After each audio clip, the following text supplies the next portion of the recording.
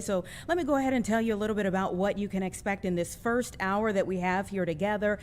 Ye, formerly known as Kanye West, apologizing now for what he says were reckless anti-Semitic comments. He took out a full-page advertisement, in fact, in the Wall Street Journal. And TMZ producer Branson Quirk is going to be joining me a little bit later on in this hour to talk more about the new development and whether it seems that people are ready or inclined maybe to forgive, even if they can't forget the things that he has said and done over the years. We'll talk about it.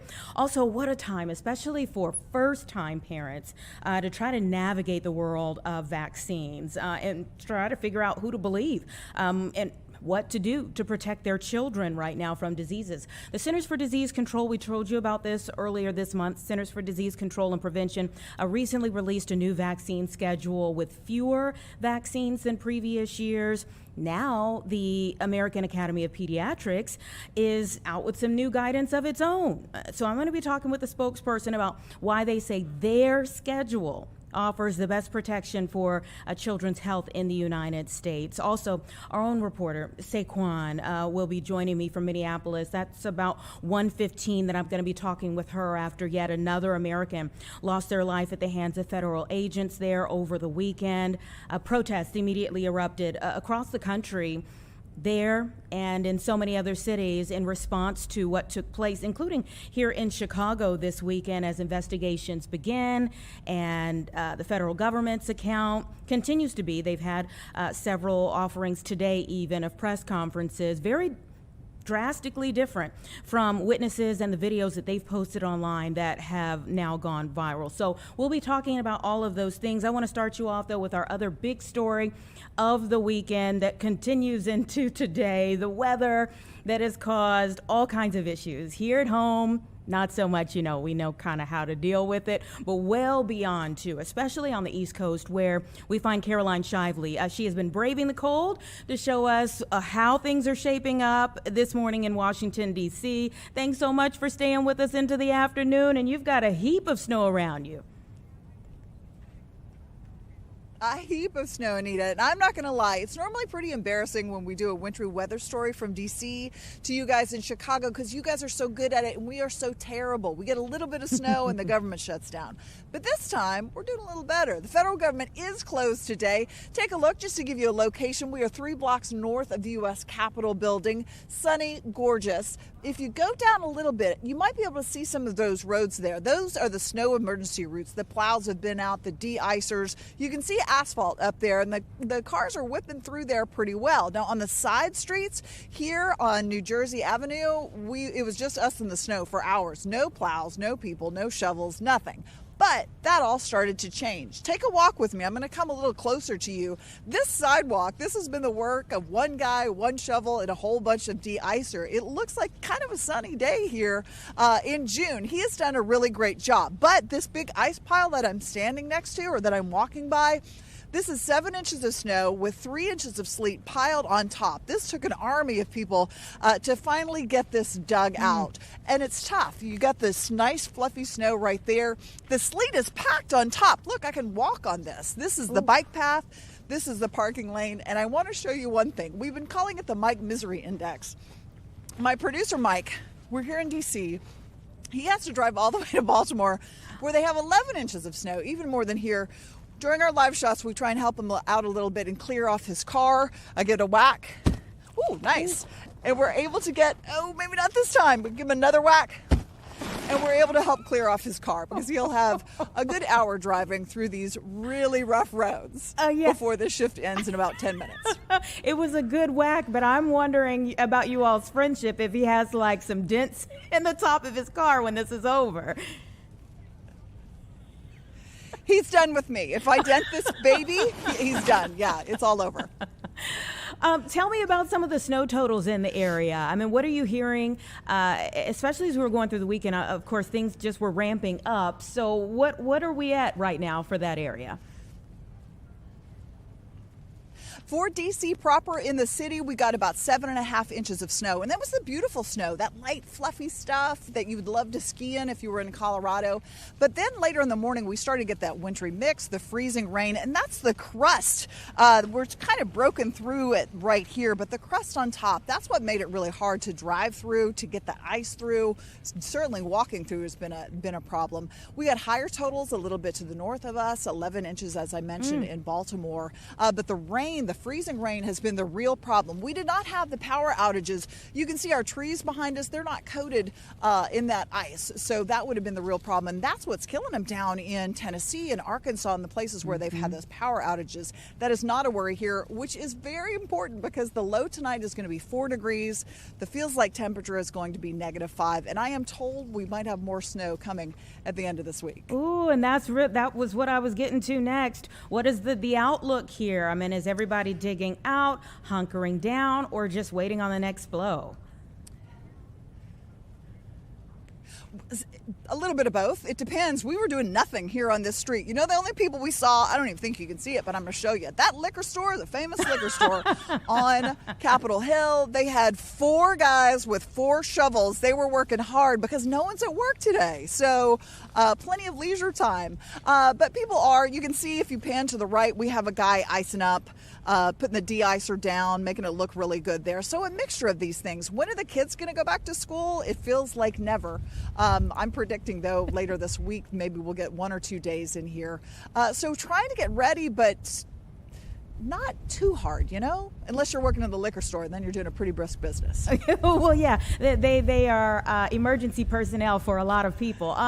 So, you know, one of the things Sure. we've been talking about here is the fact that it really, I mean, we always get cold weather here. You know, we are expected to get snow, those types of things.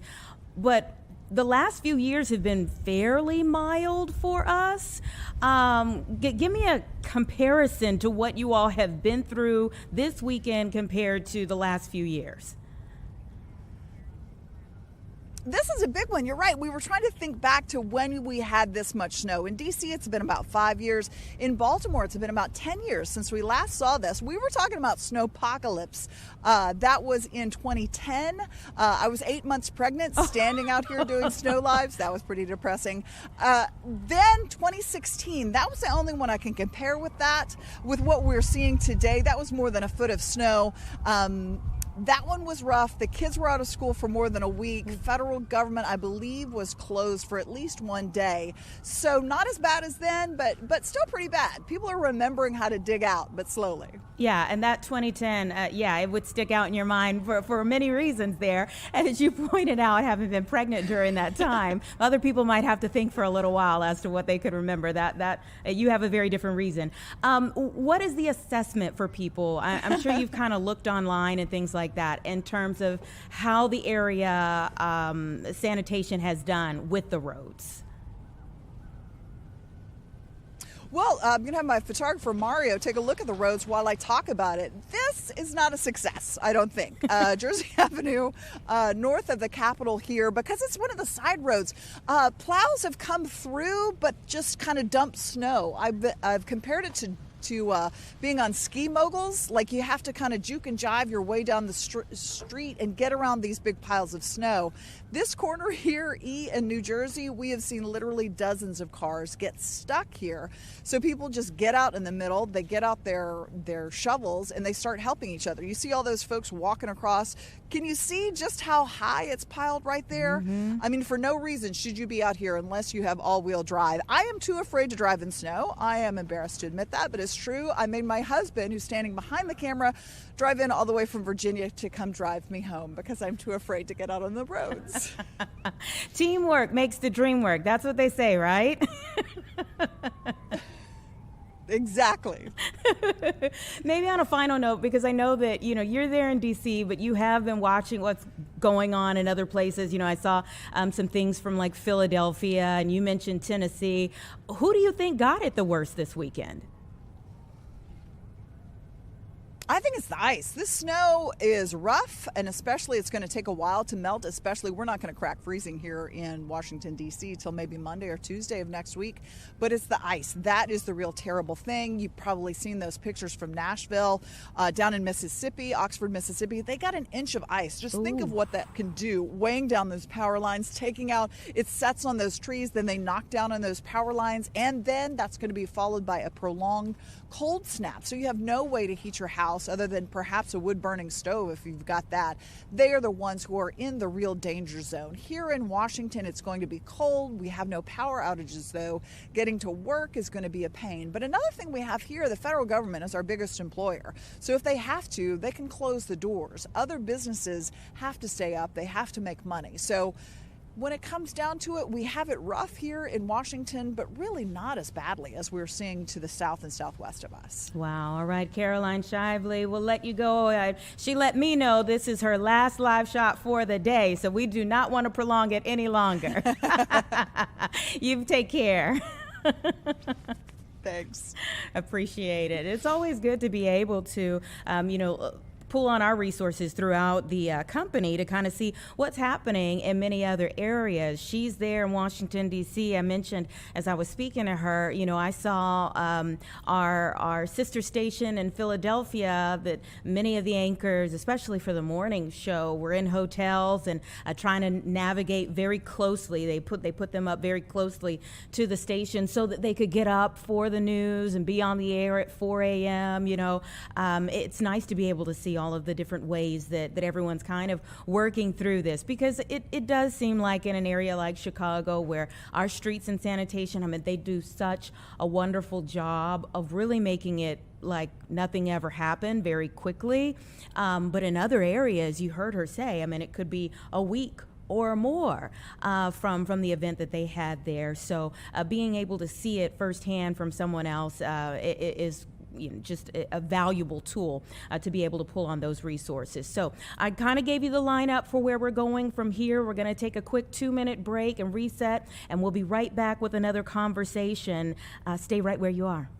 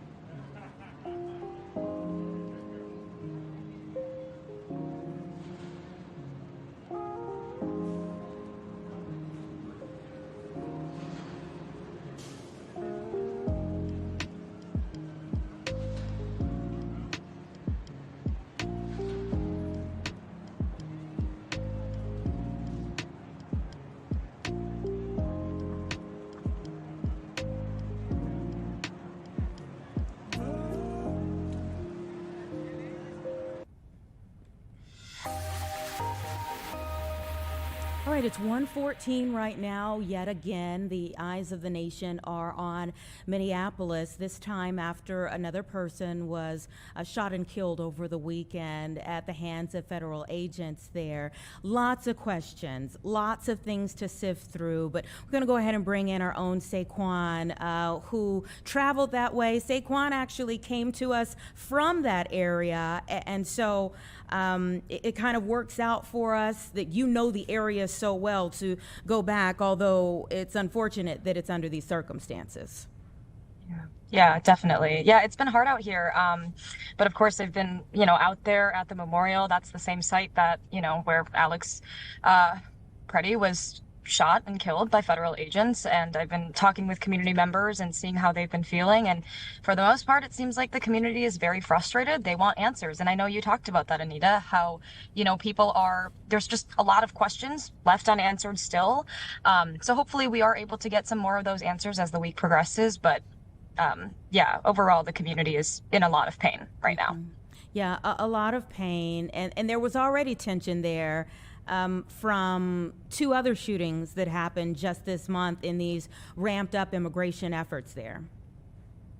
Yeah, exactly. I mean, you think about Renee Good, and I think basically, where Renee Good was shot and also killed was 15 minutes away from where Alex was shot and killed. So, when you think about Minneapolis, it's a really big kind of spread out area. And so it's hard for people to get an understanding of what really, what neighborhood we're in, right? We're not in the downtown areas. I will say, though, I think the investigation is going to be a really big conversation, especially with this latest shooting, especially because federal law enforcement have been kind of very much wanting to take the lead on this investigation. Now, local authorities are trying to kind of fight that, right? We saw that with the federal ruling that came out, basically blocking the Trump administration and federal officials from, destroying or messing with any of the evidence that's at the scene.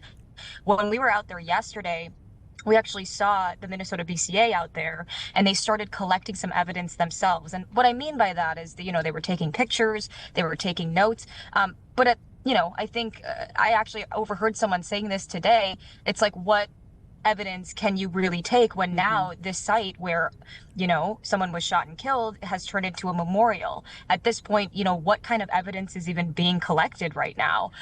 So I think that is going to be a big conversation. And I say this again and tie this back to Renee Good, especially because that was when it really came out. And that was when we really had the idea that it was the federal officials who are going to be leading the investigation. So yeah, lots of questions obviously still. And we're just I think everyone is just waiting to see how this all plays out. Yeah. And when you talk about the differences between the federal government and the local government there, so President Trump and Governor Walz apparently had a conversation this morning or late last night that they say was productive, although we don't know much about it.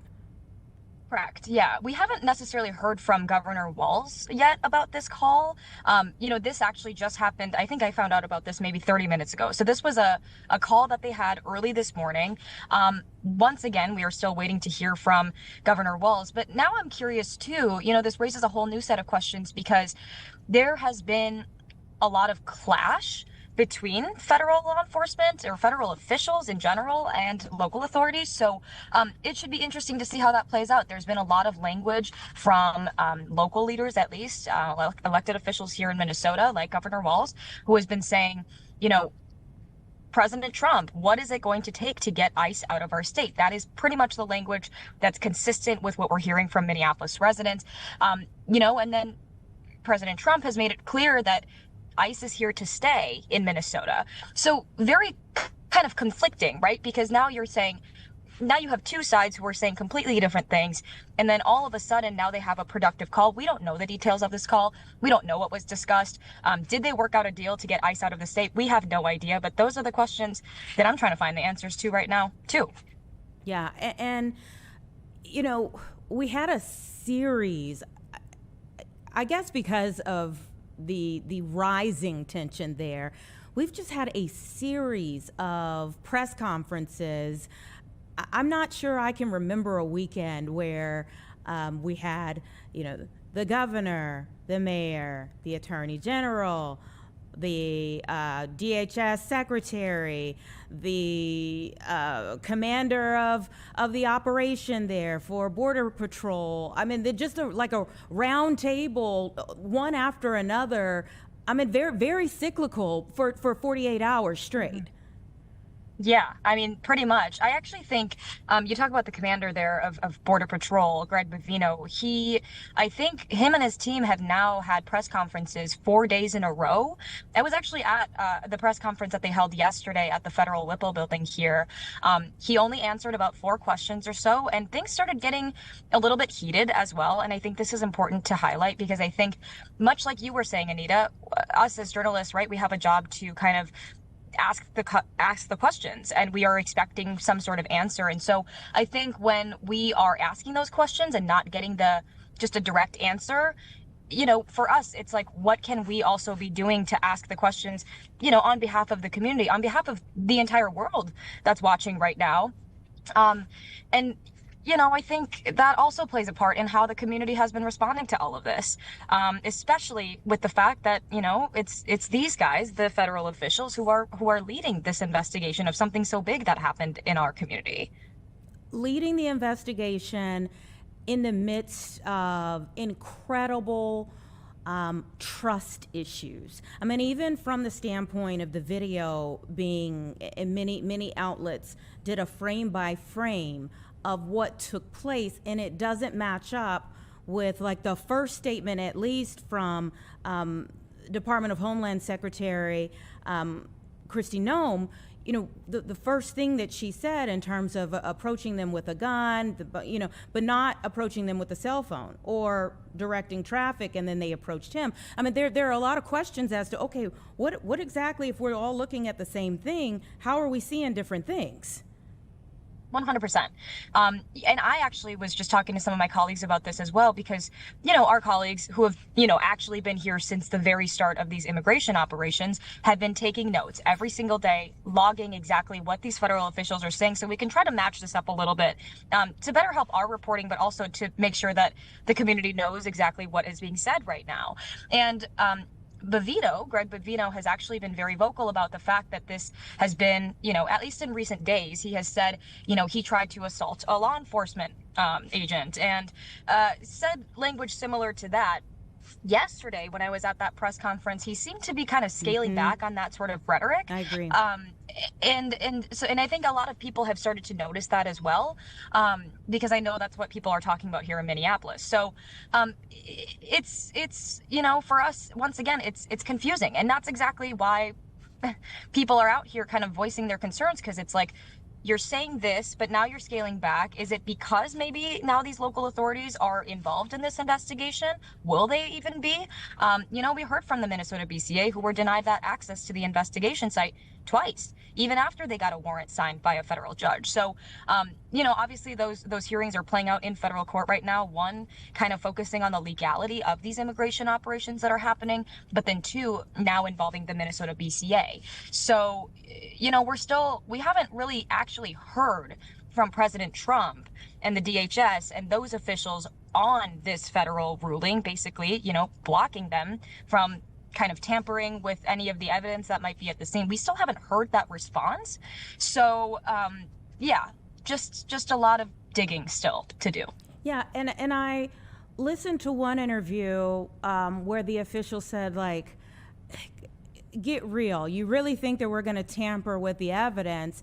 And I immediately thought back to the lawsuit that was brought here with Operation Midway Blitz and Maramar Martinez, and the vehicle that was involved in that altercation where a woman was shot 5 times in a case that ultimately got dropped.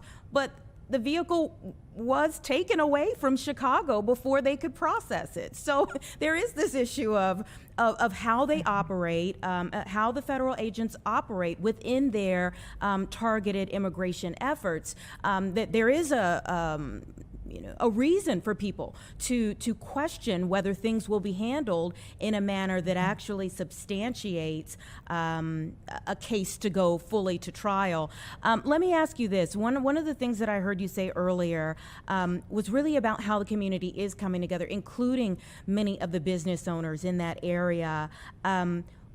Obviously, this all happened right outside of a donut store or something of that sort. And so there are many business owners who could just close their doors and say, hey, I don't want anything to do with it, but it's kind of the opposite. It is pretty much the opposite, but at the same time, you got to keep in mind too. So as I've been saying all morning, I used to live in this neighborhood, actually, literally on the street where this shooting happened. It's called Nicollet Avenue. It's also known as Eat Street, and people call it Eat Street because it's home to so many locally owned, restaurants, prominently, owned by people of color, immigrants, right? So as you were saying, a lot of these stores, and as I've been talking with a lot of the business owners this morning, have now reduced their hours, and you would think it's because of maybe the safety. It's actually because they're trying to allow their employees to give them some time to kind of grieve and to kind of just take some time for themselves instead of coming back to work, where a lot of them have now been traumatized after what they've seen. I will say on Saturday, when the latest shooting broke out, this would be the third now, the second deadly shooting. A lot of the people were opening their doors to people in the crowd who were getting tear gas, who were getting chemical irritants thrown at them. A lot of these businesses, I actually just talked to one of the business owners today who was saying the employees would let open the door and then protesters would come in and the employees of the store or whatever would help them flush out their eyes with water and milk. Now these businesses are still, a lot of them are trying to get back up and running again because they actually already closed on Friday for that economic blackout day. That was a big thing here and really across the country. And then, of course, on Saturday, they closed early as well, especially right as that was playing out on their street. So this is not surprising to me, and I'm really glad you're bringing this up, Anita, because that is the whole reason I am here. The community effort has been really incredible to see. And, you mentioned these business owners who are opening these doors to people, and in many ways, risking their own safety and their employees' safety to make sure that everyone has a place to warm up. Chicago is very cold right now. Minneapolis is even colder. So, people are out there despite freezing temperatures. Business owners are making sure that people are staying warm. People have water. People have food. There's a local grocery store in the area. They had bagels for people as they were checking out.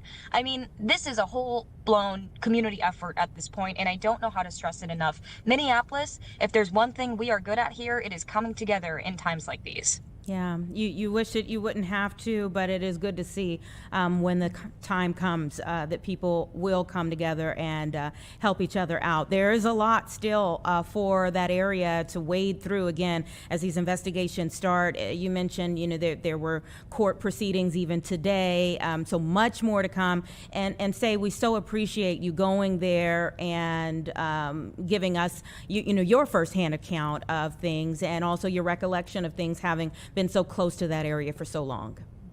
Yeah, and I appreciate you guys, asking the right questions too, because I think there needs to be a lot that needs to be highlighted when it comes to Minneapolis, especially with us just making all the headlines right now. There's a lot that's happening behind the scenes that I don't think is quite honestly being talked about enough. So I appreciate your time and I appreciate you asking me that. Certainly. You stay safe, okay? Thank you. Thanks. All right, take care. It's about 1:28, everyone. Heavy conversation, but these are so necessary right now because there are so many different things that you're seeing online and so many things that you have to process.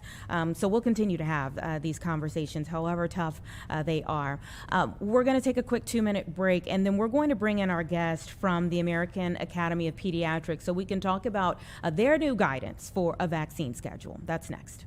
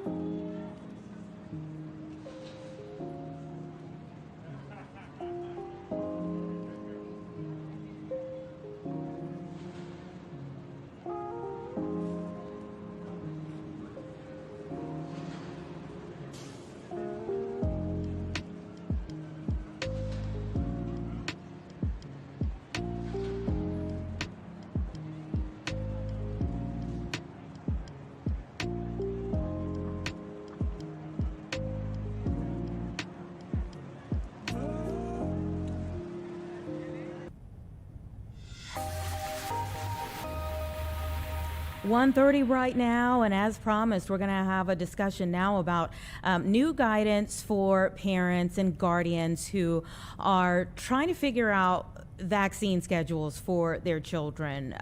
The CDC put out new information first thing this year. I believe it was right around January 5th that they put out new information. And now the American Academy of Pediatrics says, wait, listen to them about their guidance for parents and guardians when it comes to your children and their health moving forward, especially at the start of their young lives. I want to go ahead and bring in Dr. Molly O'Shea, who is joining me now to talk a little bit more about the confusion for so many. I can't describe it as anything else. It's just confusing for a lot of people. It sure is. It's been really messy for a lot of parents. Yeah. So let's just start with the new recommendations from the Academy of Pediatrics. Yeah, the recommendations are actually a reinforcement of the schedule that had been present last fall. The AAP puts out a schedule every year. We've done this for decades and decades. Actually, before the CDC ever came out with a schedule of their own, the American Academy of Pediatrics has been guiding families from decades before that. And last fall, we put out a schedule, and it differed then from the CDC schedule.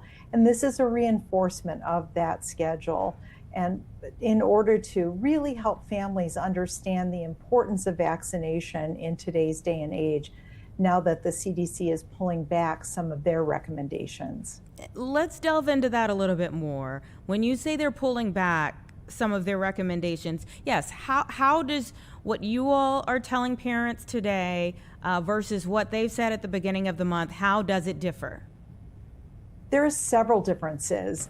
The American Academy of Pediatrics recommends that all children should receive all vaccines that are available.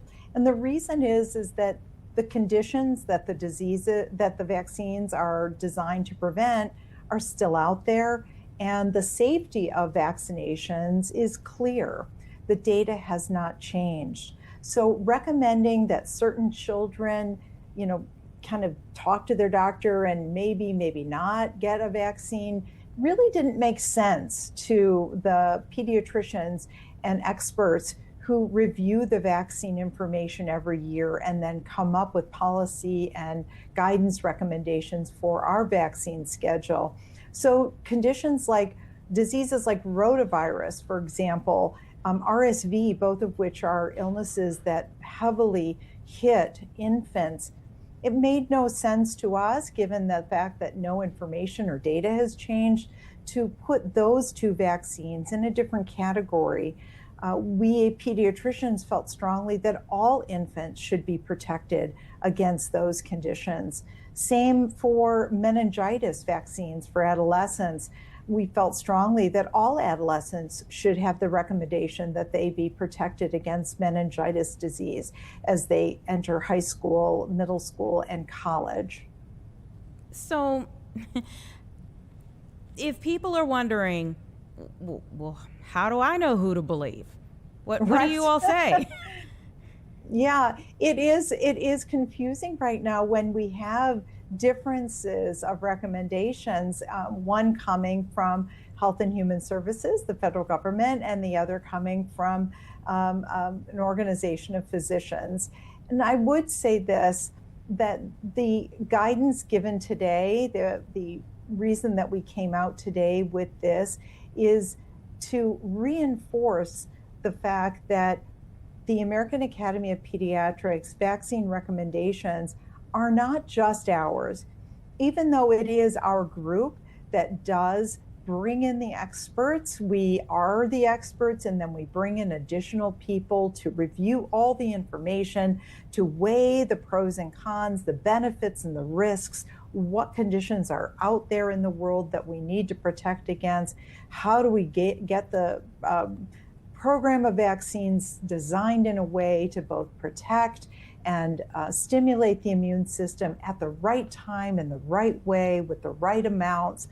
But beyond that, 12 other medical organizations endorsed this vaccine schedule.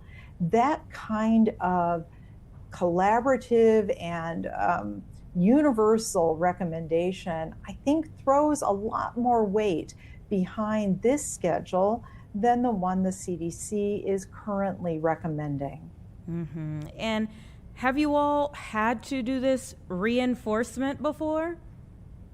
This is the first time, and we've never had to go out and like shill our schedule to the other organizations and say, hey, will you take a look at it, do your own independent assessment, and then, consider endorsing. And part of the reason we've never had to do that before is that the ACIP and CDC have always been such a storied group of experts. And as a result, the group of those people have provided that kind of independent, evidence-based review, and we have always been in alignment until recently. So in order to sort of lend additional heft and credibility to the schedule that we're putting out today, we wanted to give people, parents, and people out in public a sense of how truly science-based this schedule is. And that's why we went out to other organizations to garner their independent assessment and support. So when I hear reinforcement, I immediately want to know what you all's initial reaction was when you got the CDC guidelines.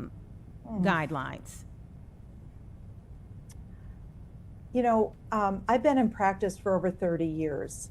And when I began my medical journey and training, it was a time before many of the vaccines that we have available now were available. And I sat at the bedside of a child, I'll never forget it. It was early in my residency training, of a child, an infant under a year of age, who slowly, over the course of a couple of days, died of rotavirus. And it was very devastating, not just for me as a doctor, of course, for this child, for his parents. And honest to goodness, I couldn't imagine that in a country like ours, where everything is so available, that we could lose a child to diarrhea disease. And it happened right before my eyes. So when the vaccine for rotavirus became available, I was so happy and, encouraging families to get it. When the CDC new recommendations came out earlier in January, I was absolutely heartbroken because there's so many things that had moved forward in ways that encourage wellness, that give children an opportunity to live a life more freely, to experience things without the burden of illness and disease, and to dial that back and return to a time where hospitalization, illness, and the risk of death or severe disease is back on the table just seemed so unfortunate to me and to my colleagues. So we were just angry and sad and worried. I can't even imagine. I couldn't do what you do. Let's say that first and foremost. Could not do what you do. And what you described there, being at that child's bedside, is one of the many reasons why, God bless you all for doing what you do for so many families and children especially. What is your concern moving forward? If you all are having to do things you've never done before, you're in uncharted waters, what's your concern moving forward? I really worry a lot in some ways. I worry for our country, the fact that these infectious diseases, which we've been able to kind of corral for quite a while, we're already seeing the resurgence of these, and measles, noteworthy. it was in Texas, now we've got it in the Carolinas, and we're really struggling now with infectious diseases, and that burden will play out in individual families all over the country. I worry too for parents. I feel like they have now been saddled with the responsibility of not just having to parent their children, which is, believe me, a huge responsibility in and of itself, but the message now has been, hey, you've got to know everything. You've got to understand physiology. You've got to understand biochemistry. You've got to know whether or not any individual vaccine is right for your child, and that kind of burden is unfair and unnecessary. And the messaging that's coming out right now from the federal government around science tells families you can't trust it, you can't know what's right or wrong, and that's why you have to do this deep dive. Well, you know what? That's just wrong. And that messaging is unfair.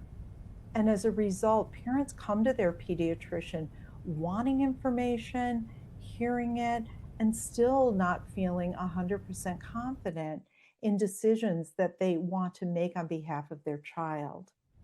Vaccines are a wellness initiative. Parents want their children to be well. And I really want to help families. That's what the American Academy of Pediatrics was founded on, the basis of children and their health and wellness, not for pediatricians, but for kids. So I want us to get back to being able to focus on that health and wellness for children.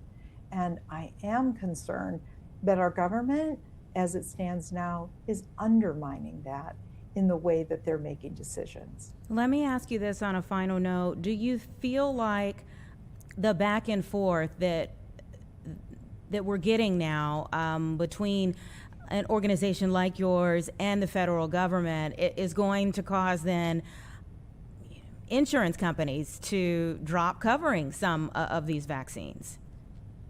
Well, we're fine for 2026. I mean, that part has been made clear. Beyond that, I think we don't know the answer at this point. To be fair, it will be in the insurance company's best interest to cover vaccines because it prevents illness. And preventing illness is cheaper than paying for complicated care. So I'm hopeful that insurance companies will remain interested in covering vaccines, but that is still an open question. Dr. O'Shea, thank you so much for your time. Certainly appreciate it. Thank you. Definitely could not be a pediatrician, could not see the things that they see, but we so appreciate the work that they do. And it is a really tough time for a lot of parents who have to figure out who to listen to. Ultimately, I hope that you're having those conversations with the pediatrician that you have grown to trust over time. All right, it's just about 1:44 right now. We're going to take a 2-minute break here, and then we're going to bring in one of the producers from TMZ as we got an open letter for the country to read and process from Chicago's own artist formerly known as Kanye West.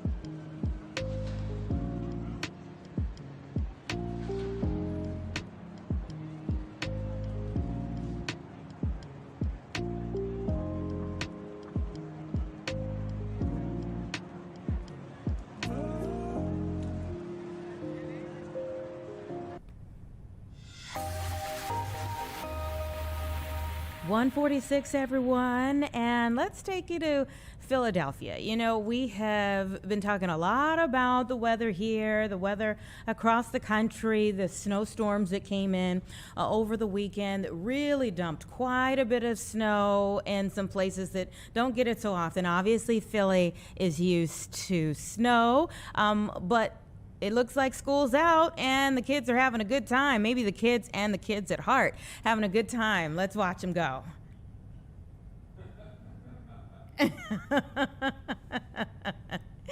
Having some fun on a day off, and we hope that they continue to enjoy it. As we were talking with Caroline Shively earlier, it looks like some folks might be out of school, out of work for a few days as a result of power outages and some of the other things that have happened as a result of the snow in their area. So obviously we're going to continue to watch the weather. We're going to have another conversation about that coming up a little bit later on in the show. But I want to get to this conversation now with TMZ. We have TMZ producer Branson Quirk, who is joining me now as the artist formerly known as Kanye West, Chicago's own Ye. Put out an open letter to the country that I'm wondering if people will be inclined to accept, or kind of feel like too much has happened, too much too little, or too little after too much.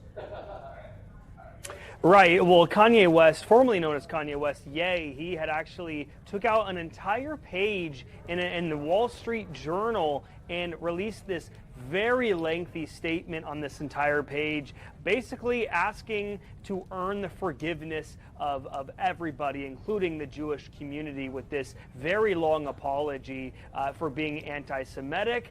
He starts off this lengthy page by saying that 25 years ago, this car accident that he was involved in, where he broke his jaw, had severely affected his right frontal lobe of his brain, saying that, kind of blaming the fact that that is what caused all of these years of distress on him. And even though he had healed physically, it's the problem that was going on behind the injury. Now, also, the biggest point of this Wall Street Journal apology that he made, basically told everybody that he is not a Nazi. I quote, it's exactly what he said. I am not an anti-Semite. I love Jewish people, and also apologized to the black community as well for previous comments. Yeah, I mean, he has hurt a lot of people, high-profile people, everyday people, of multiple different backgrounds. And one of the things, I don't feel like, hearing about his bipolar diagnosis, I feel like that's not new, although he gave some dates that were more recent in terms of times that he has gone to the doctor and had more conversations about what's going on with him, 2023, 2025. So it's at least good to hear that he's getting some type of treatment. I mean, overall, I think we should all want him to be well, regardless of how much he has hurt so many people. We should all want him to be well. But where do we go from here with this? I think what we really need to do here is look at the pattern of these quote-unquote apologies that Kanye West has given out in the past. This is actually his third apology that we have on record. When you go back all the way to 2022 on Piers Morgan's podcast, he had actually apologized kind of in the same way, initially refusing to apologize, but later in that interview had fully apologized for being anti-Semitic. But then just a few days later, he jumped on InfoWars with Alex Jones and started saying some of the worst things he's ever said, saying that he, quote, sees good things about Hitler. And then you fast forward to 2023, he made another post on social media apologizing to the Jewish community, this one being very similar to this one that we're seeing right now. And then just a couple days after making that apology in 2023, his Vultures 1 album had released. now all the way now to 2025, just a few days from now as well. He has a new album releasing on January 30th. So when you look at this pattern of apologies and behavior, you see that just a few days after these apologies, he has something to release, something to promote. So we have to really kind of just be guarded here, because this is kind of a pattern. Yeah, I mean, the new music, announcing the new music in the same breath or in the same post, in the same letter, as walking everyone through 25 years of issues, definitely, you know, raises that question there. And yes, you are correct that if there is a pattern, people have to take that into consideration as well. What kind of reaction are you seeing online to this? Oh, we're seeing people not accepting the apology. Everyone is quoting all the previous apologies, saying that this has happened time and time again. He did put in there that he's bipolar, so his behavior changes from time to time, and kind of blaming it on that, kind of going back and forth here. But I don't think people are going to accept this apology. We did see a brief stint last year in November where he met with a rabbi, and the rabbi allegedly forgave him for his sins against the Jewish community. But right now, a lot of people in the public are not accepting this apology too well. Mm-hmm. And there's that question of what could he do? You know, again, with the pattern that's there, what could he do at this point in time that would actually change people's minds? I mean, if we got this letter and didn't hear from him for quite some time, would that be enough? Like, he just wanted to be on the record, hey, I apologize for how I've been, and we don't hear from him for a while. I remember, I think it was just a month or two ago, seeing him show up, and I think you all put it out there, him show up at another Chicagoan comedian at his set, and it was like, oh, Kanye's kind of coming back out, you know, that we hadn't seen him in a while, and now he's back out. Hopefully he's well, but I don't know if the letter does more harm than good.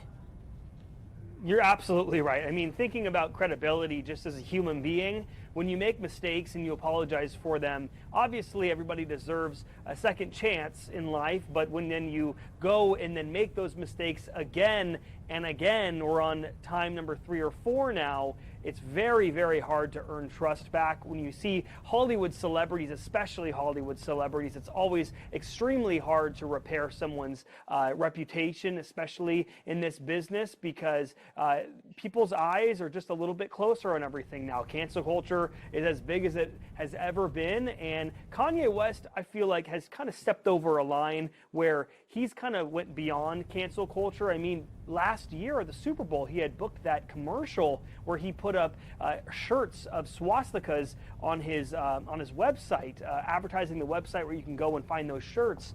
And again, just a pattern of behavior that's really, really hard to fix. And it's a roller coaster that everyone has been on for quite some time with him. Do you think that his children now coming of age where they can see, and for many of them process his behavior, may be a part of this as well? Well, it's very hard to say. This is a very unique situation. We know Kim Kardashian has been very guarded about her children spending time with him. They do share custody still as of right now, but we have seen in the past that Kim Kardashian got, for example, very upset one time when Kanye West had been hanging out with very controversial star Andrew Tate, and the brother of Andrew Tate and North West had gone over to hang out with Kanye West, and Andrew Tate was there. And she was very, very upset because of the things that Andrew Tate has said, the things that Kanye has said, to seeing them together and having her in an environment like that. It's a very difficult situation. And if you watch the Kardashians TV show, you see Kim talk very openly and very candidly about dealing with this. One moment getting very emotional, talking about how that exact moment where this all kind of started really took a toll on her and how she dealt with the children. Mm-hmm. So I guess if his new album sells out, charts #1 or pretty high, Does that mean this is water under the bridge? No, it is not water under the bridge, because we've seen his album do well many times before. Vultures One, for example, all the albums that Kanye releases does well, and Kanye does have a cult fan base that always comes to the line for him, no matter what he says or what he does. He has a lot of defenders. Same in politics. You know, you see Donald Trump and other politicians. They have their fans as well, and their bases. So with Kanye West, it's no different. These albums always do well. Again, going back to the Super Bowl ad, when that Super Bowl ad went up, his website for Yeezy sold out super quickly, and he made millions of dollars just off of that spot alone, and it wasn't even a national commercial. So Kanye, you know, definitely has some pull still in the world. Does it say that there is no such thing as cancel culture anymore? Cancel culture, obviously everybody knows, at its height, I always say, was around COVID 2020, 2021, during the George Floyd death as well. So cancel culture, I think, was at its peak a few years ago. And like I said before, Kanye West kind of has stepped over a line where he's been canceled, but has been able to come back to the public eye again and again and again, no matter what he has said. I don't believe that cancel culture is fully a real thing. I think that it's something that is sensationalized, but as of right now, Kanye West clearly is not affected by it. All right, Branson, thank you so much for your time. We appreciate it. We'll see where things go from here. Sounds good. Thanks for having me. All right, take care. It's about 1:58, everyone. Give us 2 minutes, and then I'll set you up for our 2 o'clock hour here on Chicago Live.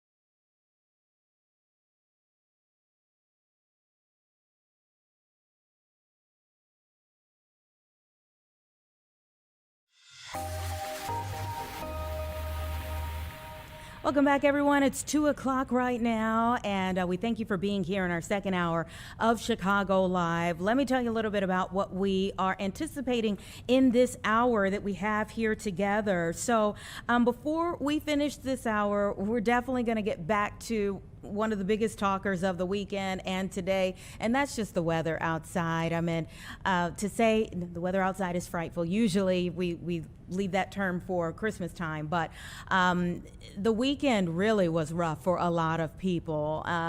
Here at home and throughout the country. I mean, still today, this morning getting out, so many people encountered roads that they felt like hadn't even been treated as well. And some of that has to do with the temperatures that we've experienced outside and how well or not so well some of the treatment works on it. Then we had the wind and the snow and freezing conditions. There's a lot going on. There's a lot going on for us and so many other folks.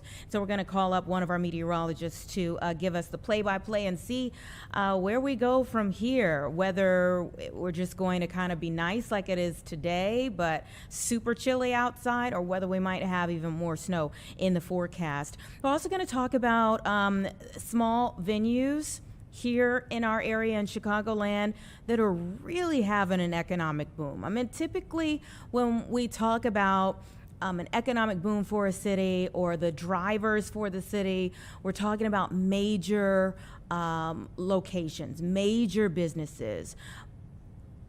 But small businesses are a part of the fabric of our country and our communities every day. And so really interesting to see this new report about the economic impact that small music venues are playing in the overall picture. It's pretty awesome to see it.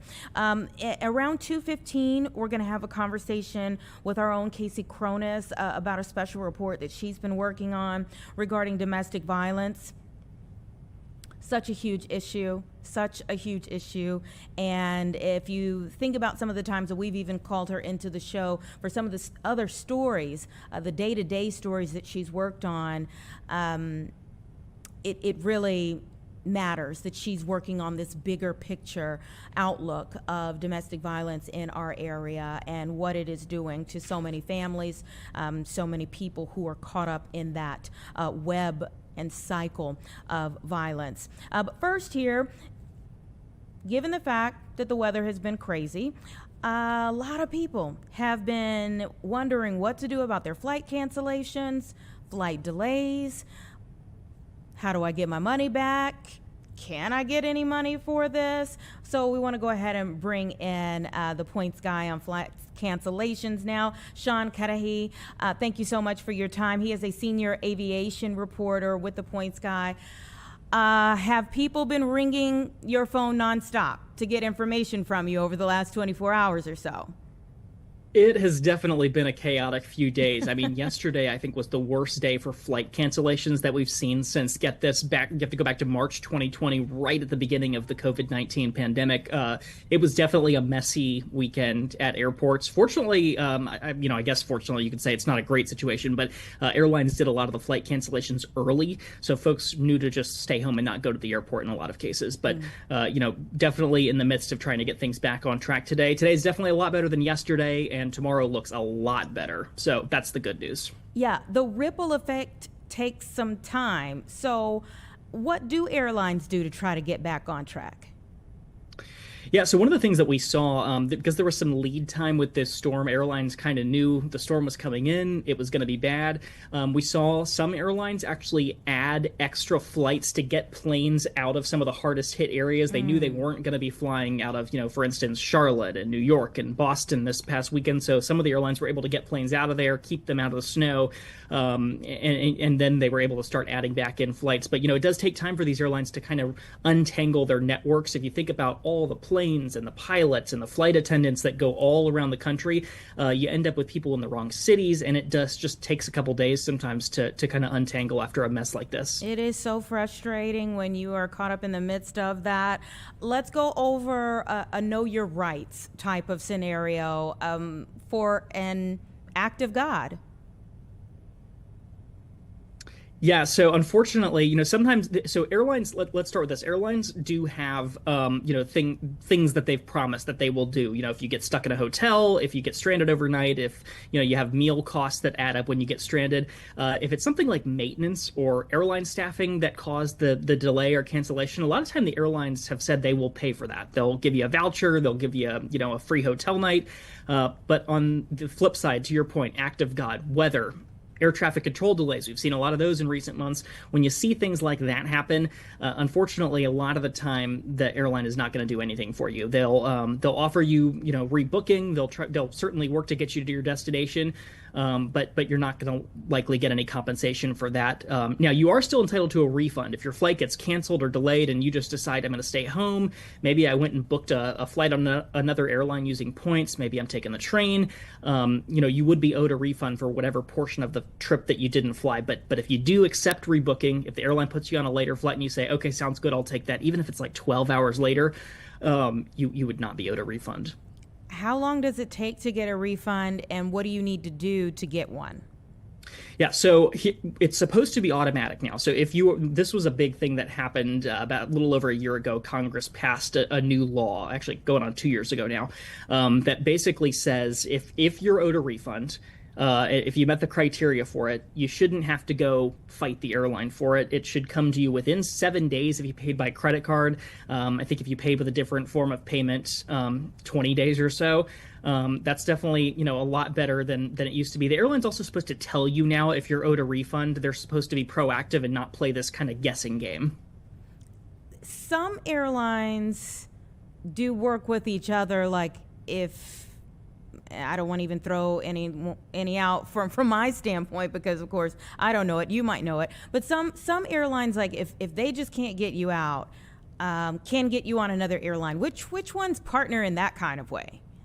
Yeah, so a lot of the big airlines have agreements with one another, interline agreements that will basically, they kind of have sort of an understanding that we all want to sort of help each other, especially when there's a really messy situation. So a lot of them, and you can go to flightrights.gov and see which ones have kind of guaranteed this. If you're stuck, you're not finding any options on that airline, there are some cases where you can ask them, can you put me on a different airline and get me there? That's definitely something that if you're dealing with customer service, if you're running into brick walls, that's definitely something to ask. And then, the other thing is some of the airlines actually have more robust partnerships. So here in the US, for instance, American Airlines and Alaska Airlines. I once got stuck at O'Hare, actually. I'm based in North Carolina here. I was on my way to Seattle. I was connecting in O'Hare on American Airlines. I got stuck. I couldn't get an American Airlines flight at the right time, so I just called up customer service and said, hey, can you put me on your partner, your alliance partner, Alaska Airlines, to get me to Seattle? Boom, did it. I was on that flight an hour later. So that's definitely an option at your disposal. Oh, wow. Oh, that's awesome. And since you mentioned getting stuck at O'Hare, what are some of the worst airports in terms of these types of issues?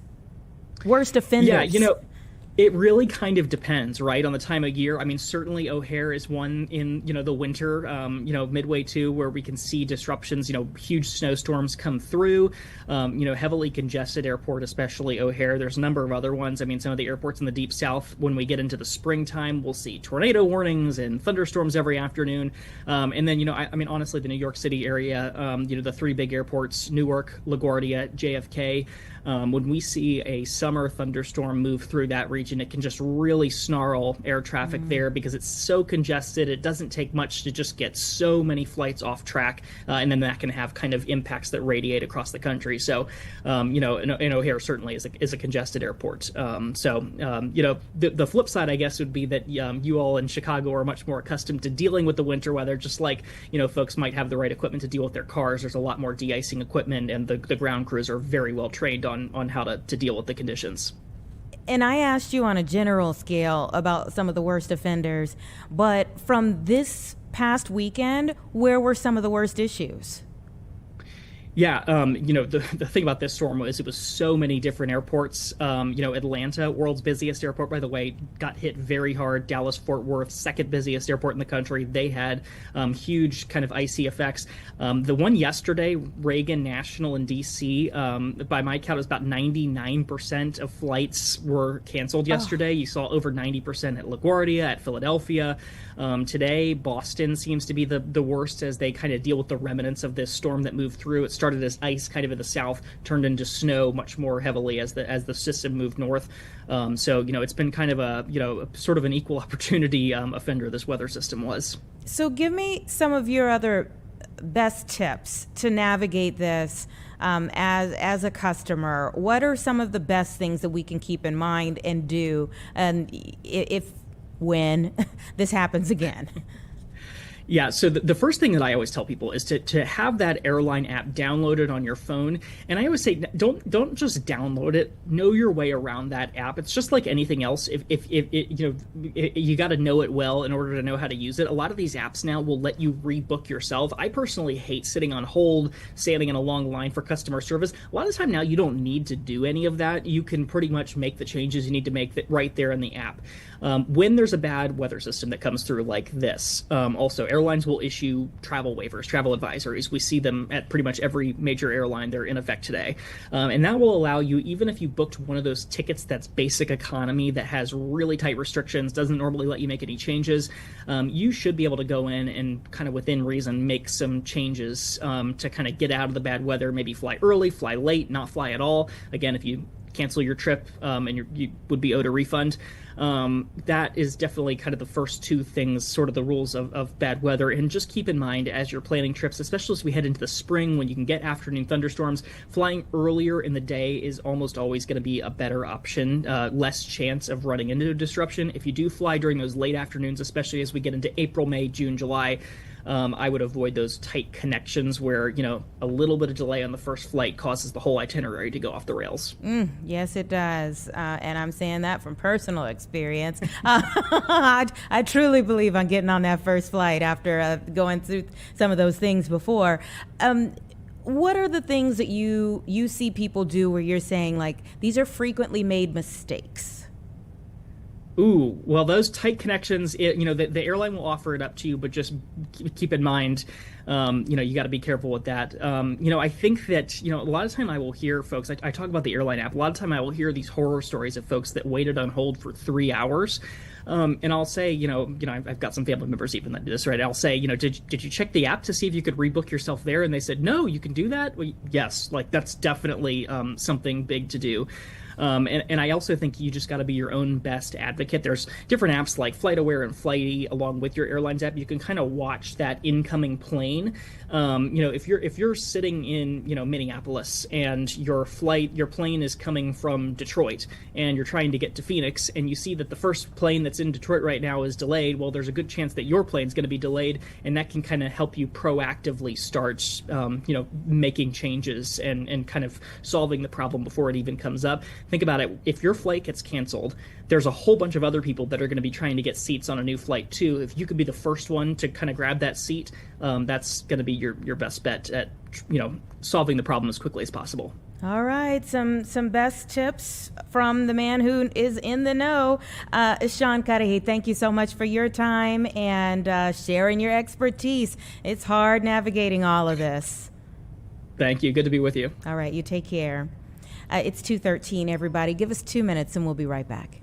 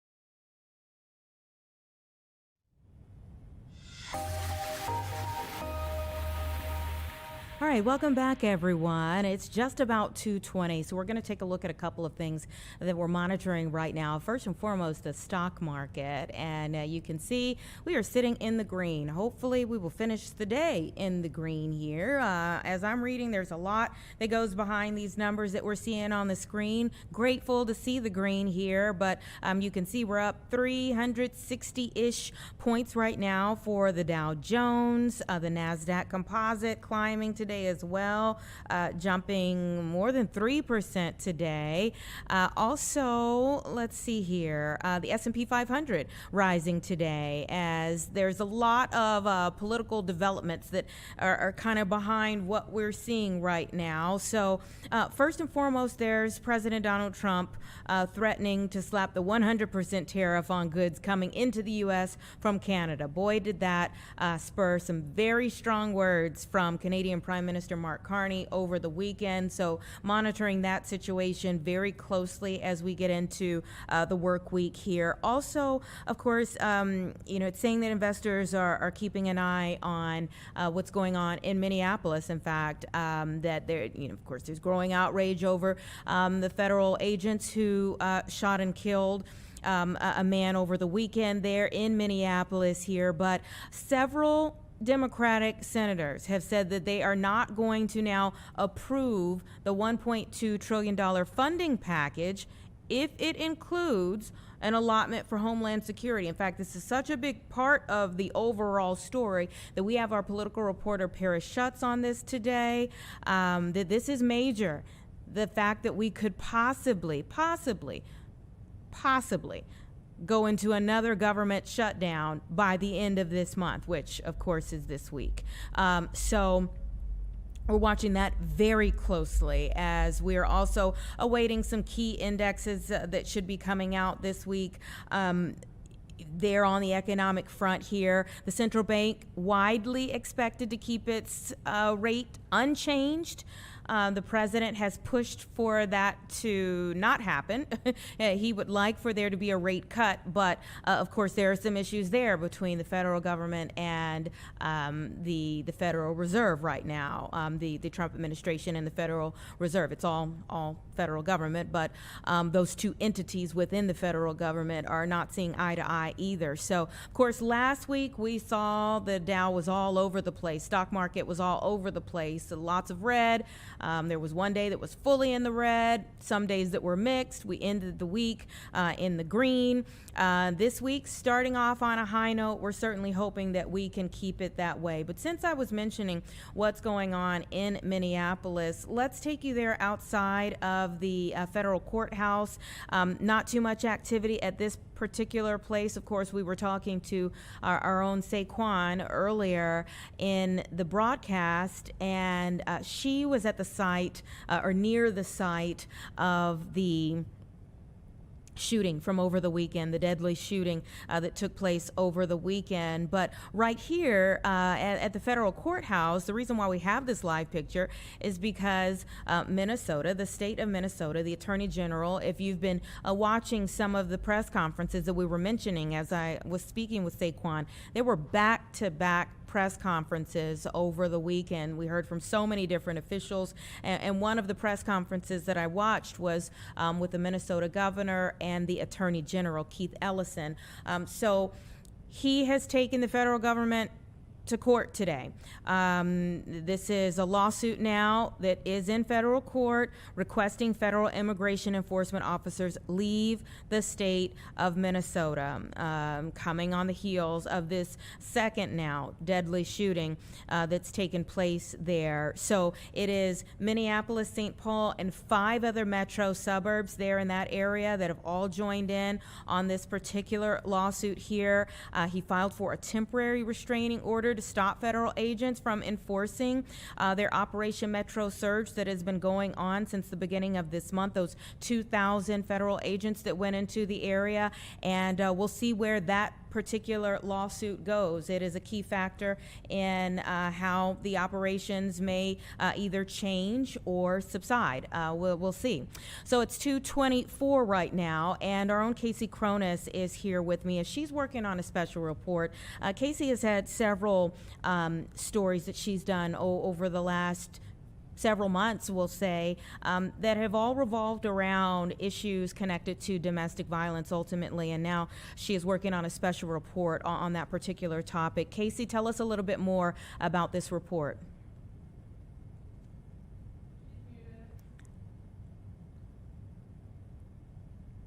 Hey, Anita, so sorry about that. It's okay. So today we chatted with a program director at the Michael Reese Health Trust, and they are exploring launching a hotline, a domestic violence hotline, not for survivors, though, interestingly enough, but for the people who cause harm. We already have a wonderful hotline in Illinois.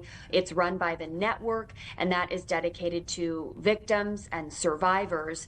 And over at Michael Reese, they actually shared that last year, more than 200 people called the hotline, but they were asking for help. They were the people who inflicted the harm and wanted to seek treatment, wanted to be entered into some type of program to change that behavior. So the Michael Reese Health Trust has determined that there is a need for this, and so they are in the very early stages, but are hoping to launch this hotline in the next year. Very interesting, and I think the timing of it is too. I mean, they could have been planning this for quite some time, but just within the last week, I remember seeing a story about a local lawmaker who is running for higher office now that came out and spoke about his horrible night that he ended up spending in jail as a result of slapping his wife. And this question, dealing with this question of, does this past moment, I mean, it's his wife now, it was a girlfriend then, but it is his wife now. Does this past indiscretion, should that keep him out of running for higher office now? And he felt like, he's a changed man, and that it actually bolsters his ability to be able to do what he does moving forward. So very interesting topic that they're looking to speak to people like him. Absolutely. And I think a big part of this is looking for people who want to take accountability, recognize their past actions, and move forward in a way that is beneficial to themselves, to their partner. And there are people who want to keep those relationships on both sides, the person who inflicts harm and the person who is a survivor. There are many occasions where they want to work it out, and this is one more resource, one more avenue to make that possible. One thing that we learned today is that this particular area, support for people who cause harm, is very underfunded. So of all funding for domestic violence resources here in Illinois, about 6% goes to those who cause harm, programs that help support them and treat them and change this behavior. So the Michael Reese Health Trust is going to be investing in this hotline. It is going to be done in partnership with the network, which runs the Survivors Hotline right now. They've got some things that they are looking into, including whether they want to do two separate phone numbers or whether they want to merge it into the one phone number, but then you'd have an option when you call to dial 1, dial 2. So they are kind of exploring other cities. They are looking at Baltimore, recently launched a similar hotline, a separate phone number, but they're kind of just exploring best practices, what's working in other cities, and what would be beneficial to residents here. What a maybe underappreciated opportunity they are providing, because it is true that, it's not like the offender leaves society forever. And so if they never receive help, how could they ever change their behavior? for obvious reasons, we talk the most about victims of domestic violence, both the person who is immediately hurt and the byproduct of that. But this is another aspect of it that's honestly critically important. I mean, when we say like hurt people, this is as an example that if you can maybe step in, fill that gap, maybe you're changing cycles. Right. And Jennifer, the program director over at the Michael Reese Health Trust, says what happens typically is that in a lot of these situations, the offender, the person who causes harm, ends up in jail. And it is not until they are in the criminal justice system that they are offered this type of support. So this would be a voluntary program that you would call and say, I need help, I need support, and they would connect people to resources. And I think, a lot of people may not even realize that these resources exist.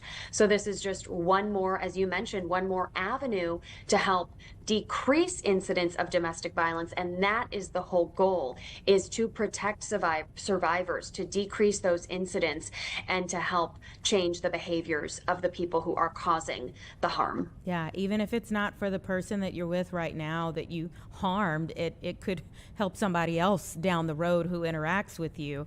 Let me ask you how you ended up on this story. I mean, I mentioned the fact that you've been on several stories that really revolve around domestic violence in recent months that I can think of, but how you ended up on this.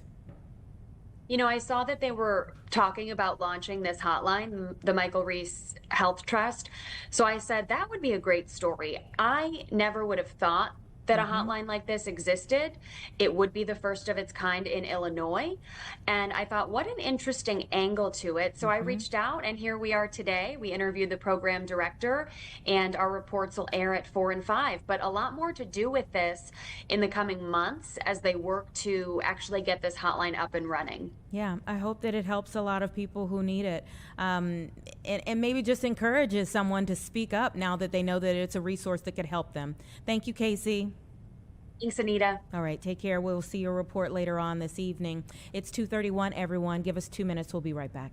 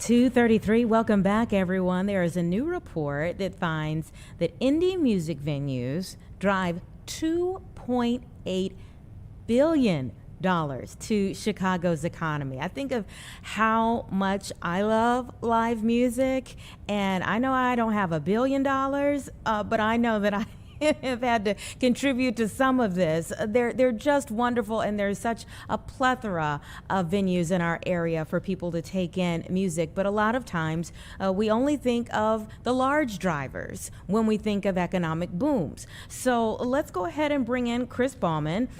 He is the co-chair of the Chicago Independent Venue League, and I'd love to hear more about this new Chicago State of Live study. Well, thank you so much for having me, and I'm really excited to be here and to talk about this. You know, Chicago, in every sense of the word, is the music capital of the United States. Other cities have hijacked that. Austin, Texas has hijacked that. Nashville's hijacked that. But this is really the first of its kind study. Not only everyone's always known Chicago was the center of the universe when it came to independent music, but now the numbers actually truly show that. We are generating $2.8 billion in GDP when it comes to the city of Chicago, hiring 17,000 people. This has never been actually shown before in a study, and it's really exciting. And we're just hoping to use this data to get the similar types of concessions and different things that hospitality industries like the sports industries or hotel industries or restaurants have gotten for generations. Needing a little bit more support here. And I think when power players, if we'll call them, see this, maybe they will get behind you a little bit more, knowing what you all are giving to the city. So let's first start with what you would consider an independent music venue. It's a great question. And to define what makes up CIVIL, which is the Chicago Independent Venue League, which you had mentioned I'm a co-chair of, are 60 of Chicago's independent venues. Independent meaning that we are not owned by a publicly traded company or operated by a publicly traded company. Companies like Live Nation, which are worth hundreds of millions and billions of dollars, have endless access to capital. We do not. We are mom and pop shops. A lot of our venues are second generation, meaning our grandparents, our parents started them and we inherited them. We have put our life savings into them, like my venues. I literally, it's a labor of love, put my life savings into to buying them and to bringing them to life. And so really I would define it as not owned or operated by a publicly traded company or multi-billion-dollar company like AEG, which is another multi-billionaire company that you would not consider independent. Give me a few examples here in our area. I mean, you mentioned that you have some.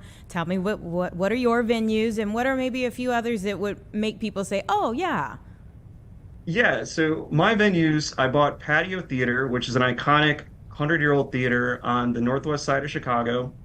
It had been shut down for decades, and since opening Patio, artists like Juice WRLD, which I'm sure you're familiar with, is an iconic Chicago musician. His first show ever was at Patio Theater. As an example, you know, Patio has been a stage for local Chicago talent to come up. Avondale Music Hall is another one of my venues. Avondale also it's been listed as one of the top clubs in the city. It's only 8 years old, but it's hosted the biggest names in the world on its stage. Some other venues in CIVIL, Metro, Chicago. Metro is owned by my good friend Joe Shanahan. Metro is 45 years old. Joe started that with nothing, and now it's one of the most iconic venues in the entire country. So those are just some examples of the venues in CIVIL, and then there's, like I mentioned, 60 others. All that have their own brands, all have their own independence, and we all work together, yet we all keep our own separation depending on capacities and things like that. Yeah, there's enough for all to eat, and that's a good thing, especially in a place like Chicago. You know, how do you create that space where you can stand out among and survive among the big venues? You know, it's really interesting because what has happened in the music industry is that a lot of the smaller acts get looked over by Live Nation or similar to Juice WRLD, as an example, which his first show ever in Chicago was at Patio Theater, which I own. The what has happened is that when these artists grow and we grow them, Live Nation and AEG will take them and do national tours.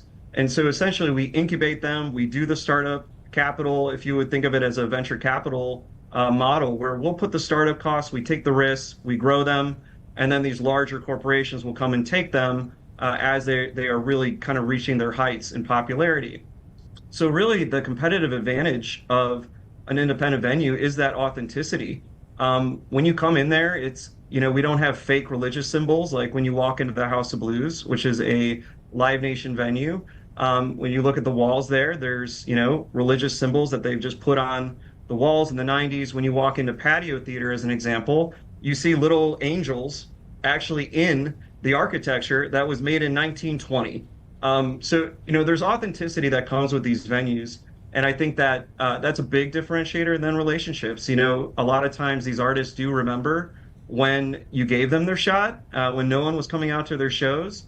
And that allows us to stay somewhat competitive. But it really is a David versus Goliath narrative at the end of the day. Mm-hmm. I want to kind of touch on that point of do you see, and I feel like in recent years, some artists, big artists, have decided to go to the smaller venues instead of the large ones. Have you seen that? Has that been your experience? Yeah, it doesn't happen often enough, but I will say that there are some amazing artists that have chosen to perform in independent venues because they're also, once you reach a certain level of success, they're hungry for that authenticity again. They want that feeling of being in a small independent Chicago club and the energy associated with that rather than a manufactured warehouse or something or a stadium even. So that has been a resurgence, which is promising. And our hope is that, especially artists from Chicago, right? Working with bands like the Smashing Pumpkins or some of the hip hop legends of Chicago, the idea would be coming back to these independent venues, performing at these independent venues, keeping them life in them and branding and showing where these bands came from, which they all had performed on our stages at one point as their trajectory was going up. Yeah. So what is your hope in putting this out? I mean, are you hoping that there's a team from City Hall that says, or like D-Case or something that says, hey, let's have a greater conversation about how we can make sure you survive? Or what are you hoping? I think you're dead on, right? The idea again is that this is the first time we've ever had actual hard data to show, hey, we are contributing significantly to this economy of Chicago with, again, 17,000 jobs that people are hiring, 2.8 billion in economic value, 7,352,000 fans have come through our doors. I mean, it's incredible, right? And so I think, unfortunately, what has happened over the decades is that the independent venues have kind of been seen as this thing to go operate by themselves and, they'll make it. But the fact of the matter is we can't. We're just like any other industry in Chicago. We need help from City Hall. We need the ability to have the same type of tax benefits as other organizations have. And this study, again, solidifies that. And so we are hopeful for more collaboration with City Hall, more collaboration with the state of Illinois to really keep these iconic venues alive. Our study also showed that only 20% of us are profitable. In any scenario as a business, that you're essentially a non-for-profit, yet we're taxed like for-profit entities, right?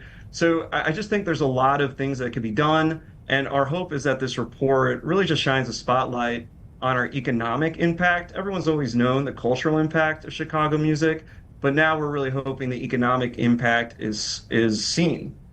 Mm-hmm. Yeah. Well, certainly these numbers are astounding, and you hope that we continue to see numbers like this, or even better, in the years to come. Thanks so much for coming on the show and talking a little bit about it. What do you think is the hardest part about being an operator, an owner of one of these venues in Chicago right now? I mean, you mentioned taxes, but is that the biggest thing? What's the hardest thing right now? I would say there's two really hard things. taxes and property taxes in Cook County in Illinois are outrageous. I mean, they're some of they are the highest in the entire country, which is wild. You know, operating at only 20% of us making profit, we essentially are not-for-profits, and we're hoping to get some sort of legislation passed where we're looked at more in that context. We have legislation at the state level now where all the liquor taxes, which are millions and millions and millions of dollars we pay into the state, can somehow be rebated to us to a certain extent. And that's actually passed in Texas for the live independent venue scene down there. So there are solutions, and we're really hoping that by being able to clip some margin out of this, that we're able to reinvest in our businesses.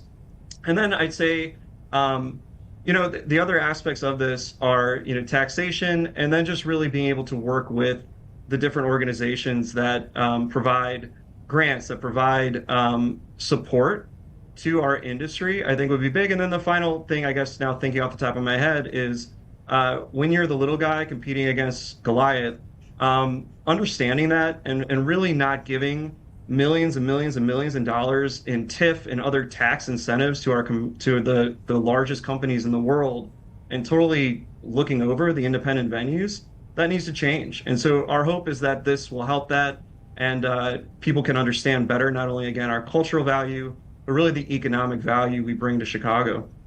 Thanks so much for chatting with me today, Chris. I appreciate it, and I hope to get an update on how things go for you. Well, I'm really excited to come back and talk to you. Thank you so much. All right, you take care. Take 2:45, care. everyone. Our chief meteorologist, Emily Walls, just stepped into the room, so give us 2 minutes and we'll bring her in after this.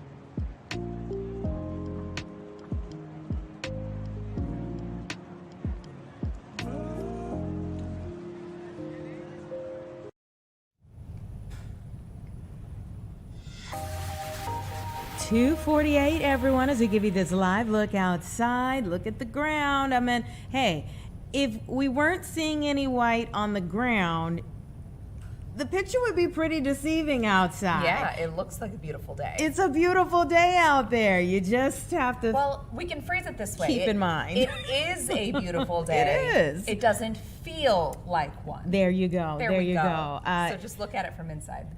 We'll figure out a glass half full at some Yeah. point in time. But yeah, our chief meteorologist, Emily Walls, here. The weekend was a lot. Yesterday in particular. Yes, yeah, for a lot of locations, especially the closer that you were to the lake. So we had really impressive totals. And actually, Chicago, the city of Chicago, downtown Chicago, was the winner. Which is so rare. It is, but the wind direction was near perfect for a couple of hours that we had some of those main lake effect bands parked right over the city.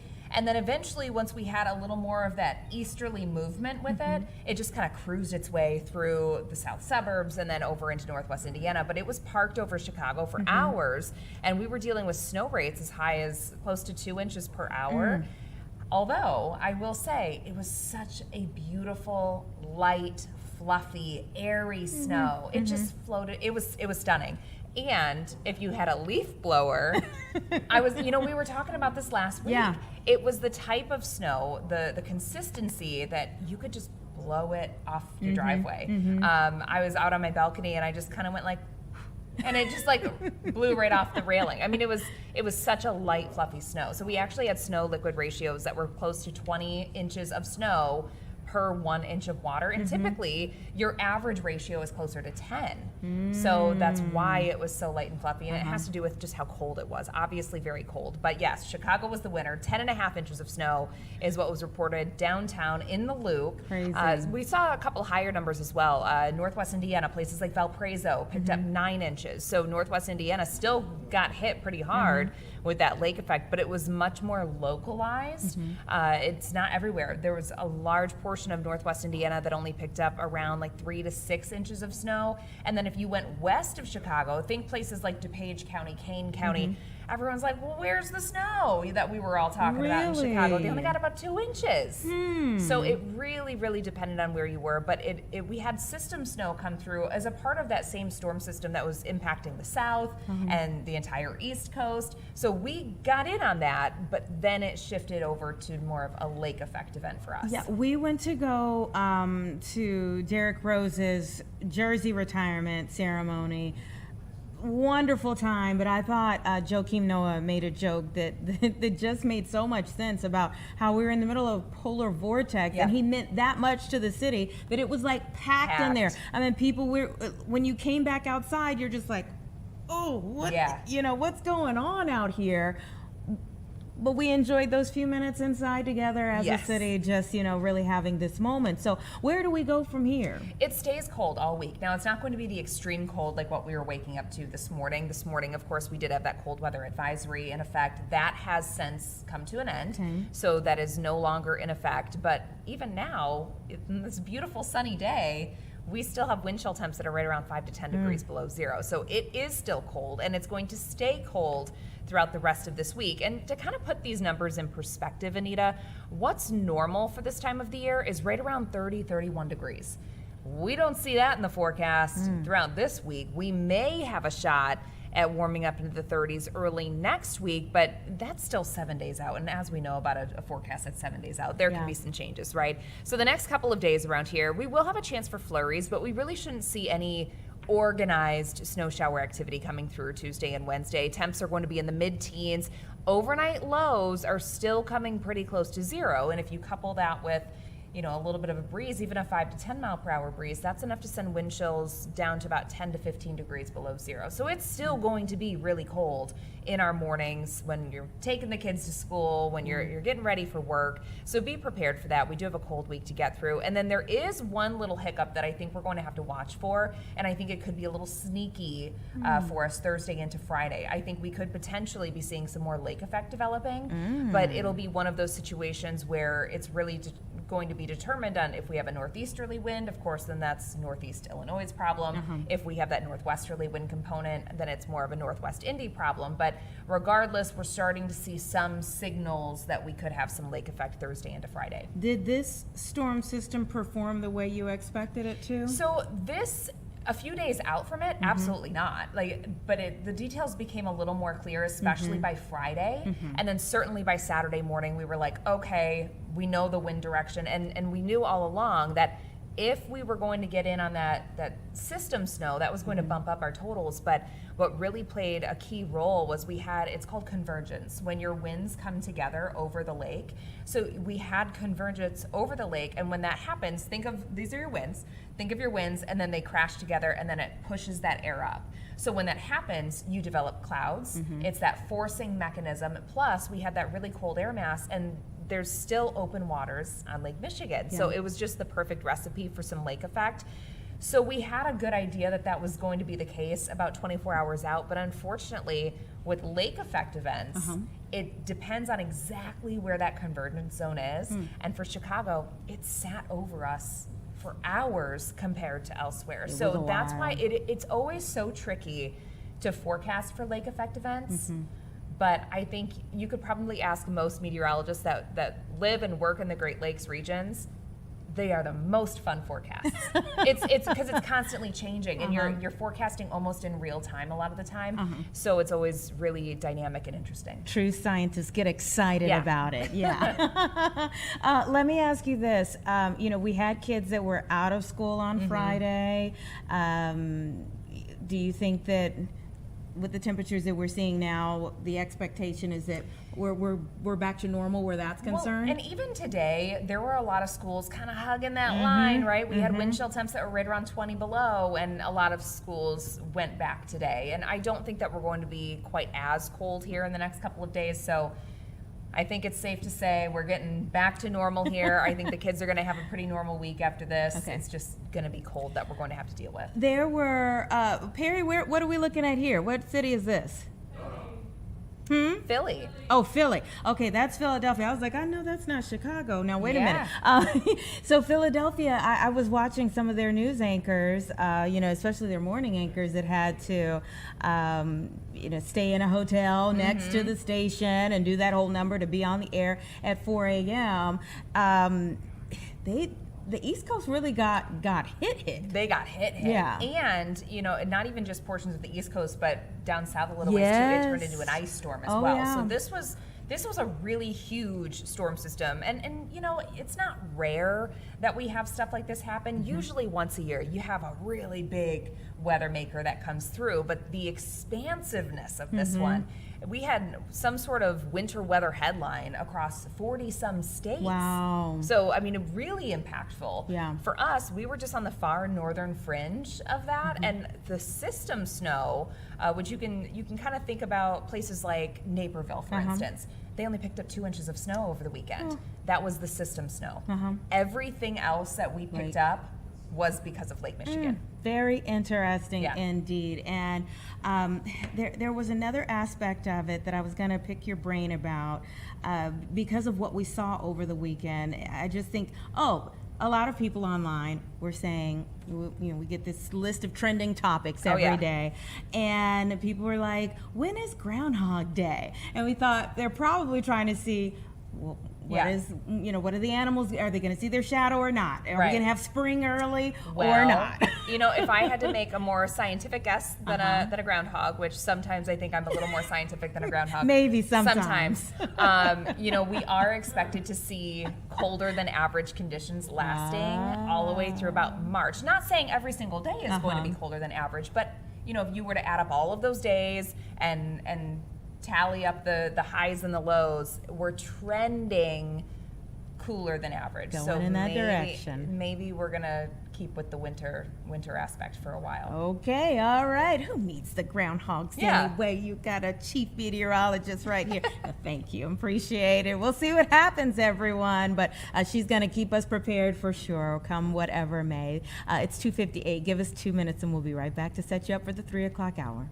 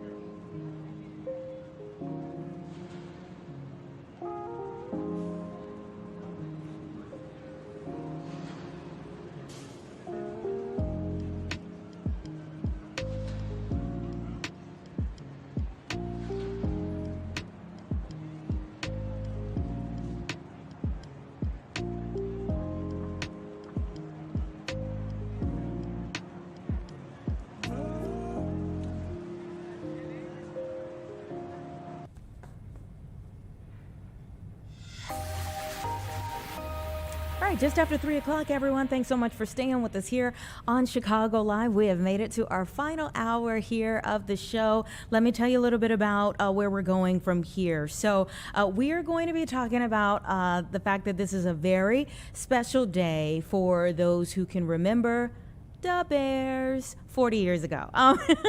A wonderful time in the city's history. And so we're so excited to have a legendary journalist in this area that you will know very well when we get to him, who is going to take us back to that time, that excitement, that Super Bowl winning team. So we'll be able to talk more about that come around 3:45. Around 3:30, got to talk more about the ripple effects from the storm system that I was just speaking about with our chief meteorologist, Emily Walls. So flight delays, flight cancellations, the system is a bit of a mess. For how long, though? That's a big question. So we'll be talking with one of our network reporters about that around 3:30. We just confirmed that Senator Tammy Duckworth is going to be joining us around 3:15 for a short bit as she is calling on some new things. You know, there are many questions as to what exactly took place in Minneapolis over the weekend, why it took place in Minneapolis over the weekend that resulted in the death of Alex Preddy there. But the fallout, the conversation continues as to how to make sure that does not happen again. And so it has gone up to the highest levels of government. And we're going to talk more about what she's calling for, what her fellow colleagues are calling for, especially as we're in a tight window for another budget to be approved to go forward. But right now, we've got to talk about new tax rules. Today is the first day that you can file. And so tax season has begun in earnest. And there are some big changes this year as a result of the big, beautiful bill from last year. Let's go ahead and bring in our guest here to talk a little bit more about what's happening out there. Thank you so much for your time. I appreciate it, Mark. Thank you for having me. Appreciate it. Mark Gallegos, CPA with, this is Port Brown LLC, at Port Brown LLC. And I mentioned there were some big changes this year. What are those changes? Yeah, so we have some new deductions that everyone can take advantage of potentially. One is, if you get tip income, you potentially get a deduction to pay up to $25,000 to not pay tax on up to $25,000 of the tips. If you get overtime pay, you can potentially exclude up to $12,500 of the overtime premium you're being paid. If you bought a new car in 2025 and you it was assembled in the U.S., you're going to have to go through a bunch of tests, but you can write off up to $10,000 of that personal loan interest potentially. And then if you're a senior and you're over 65, you can get a $6,000 additional deduction to offset some of your Social Security income. So again, some nice new things there that I think provide benefits to everybody. Mark, that sounds wonderful. What do we need to keep in mind? Yeah, so I mean, obviously, if you are in the service industry and you're receiving tips, you want to keep track of those records of what you actually received that are qualified tips. If you are working overtime and you're a contractor or you're in the police force or a hospital worker or a paramedic, you keep track of what you got paid. Ask your employer, ask the payroll department, find out. If you bought a car, look at your loan statement, figure out how much you paid in interest to give your tax preparer. And obviously, if you're a senior, if you're over age 65, make sure you remind them, hey, I should get this additional deduction. On top of that, we still have 7 tax brackets, 10% being the first bracket, 37% being the highest, but the 10 and 12% brackets have widened even further. So what that means is the average taxpayer out there will pay less tax because we have a progressive tax system. So overall, between this, the increase in standard deduction, these new deductions, I think more people are going to pay less tax, which will be a good thing for everyone's pocket. And how did this happen? This got done through, what we call the HR1, the One Big Beautiful Bill Act. After the President Trump was elected and we had a Republican-controlled House, Republican-controlled Senate, they used a reconciliation form to get a bill done. And they got it done fast. It got passed by July 4th of 2025. And most of that, because it was done so early, was retroactive to January 1 of 25. So when people are filing their tax returns, which is now the season's open today, people will be able to take advantage of that and maybe save on some of those taxes. And I would also say this, if you are in the higher income and you own a business or something like that, some of these deductions may not apply to you, but overall, your taxes are not going up. So I think overall, no matter where you are in the income category, I think more and more people are going to benefit from this. What are some of the mistakes you see people make right now that we can help people with? Yes. One, procrastination. People wait to April 15th to try to get their tax return done. So start gathering your documents now. Sometimes things are mailed out, but what I have seen more recently, a lot of it's your W-2s, your 1099s, you're just downloading them from whatever site you have access to. So start gathering your stuff, whether it's in a folder or a digital folder would be ideal, and kind of get your stuff together. If you're self-employed and you got some income, you got expenses, what are those expenses? Make sure you start thinking about that now. You got some time until April 15th, but you don't want to wait on that. All right. Other than peace of mind, are there any actual benefits to filing early? Yes. So filing early, if you file early, you file electronically, and you use direct deposit, refunds will probably come back to you in less than 21 days. It'll be fast. And we see that. As you wait longer in the tax season, processing times take longer. So I would say, hey, if I can get on top of this right now and get stuff filed, I would jump on it as fast as possible. Get your refund. I mean, that's ideal. But file electronically. Anytime you're waiting longer and you file by paper or there's discrepancies on your return, the refunds take longer to get to you then. Are there common mistakes people make with their refunds? I mean, obviously we get all of the advertisements on air, and online when they know it's tax season and people are due refunds. Yes. Number one, they're preparing their tax return themselves, or they have someone else do it for them. They don't produce all the documents they're supposed to have. So I have a W-2 and maybe a 1099, and I forget to report the 1099. Well, now the processing of that at the IRS or even the Illinois Department of Revenue will take longer, and therefore your refund's going to get delayed.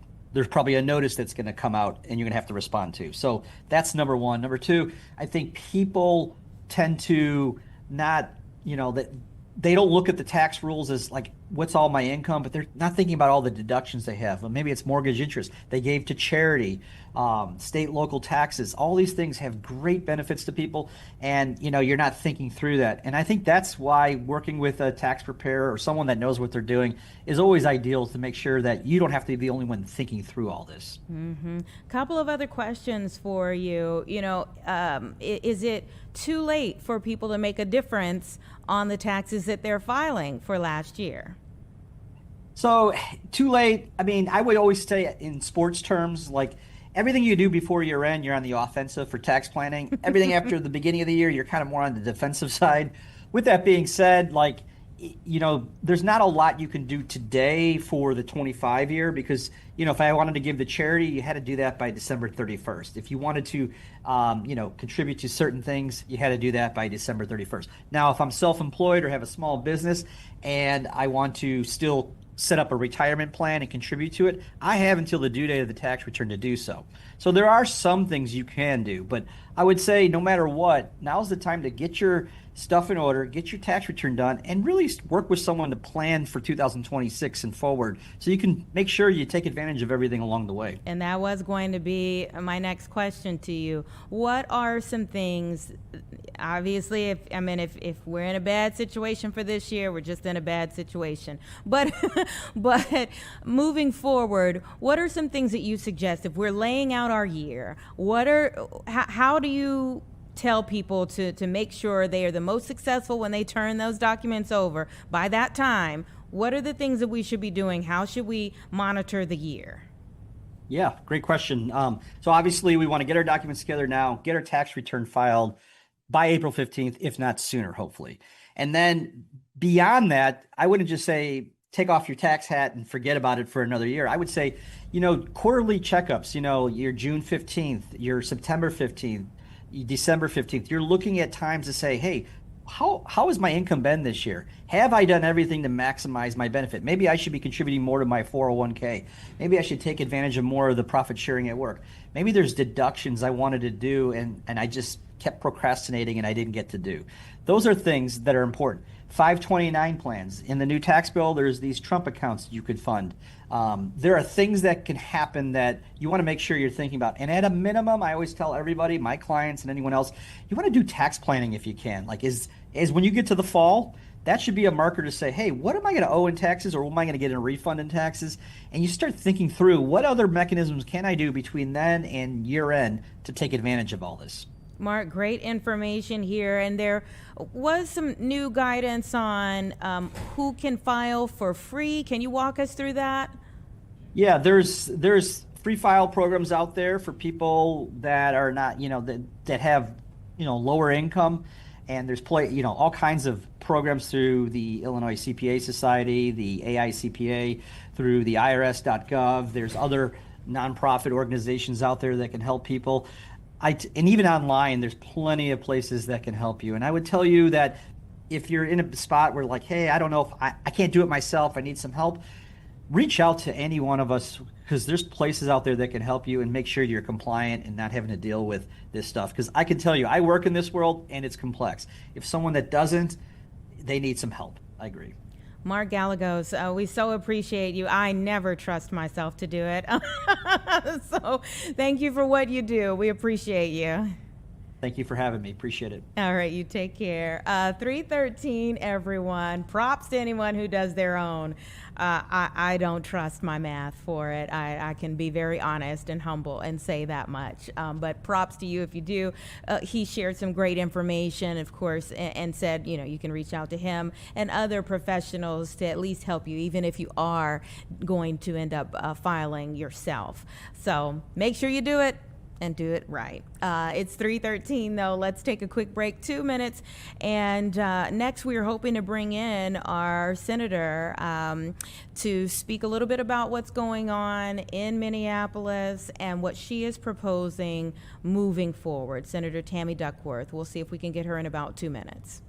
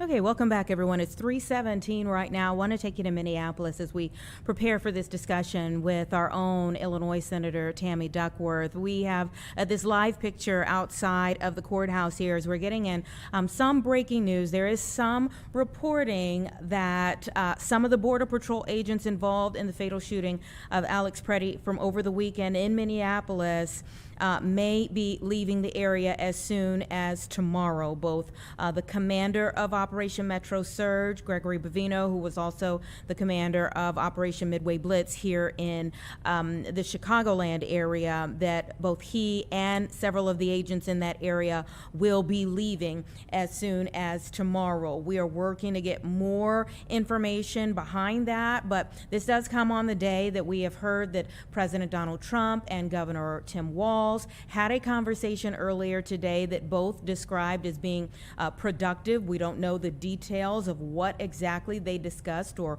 what was laid out to make some change happen, but we do know that they had a conversation earlier today that they've both described as being productive. It's also a day that this particular courthouse that we're looking at right here on the screen has been pretty active here.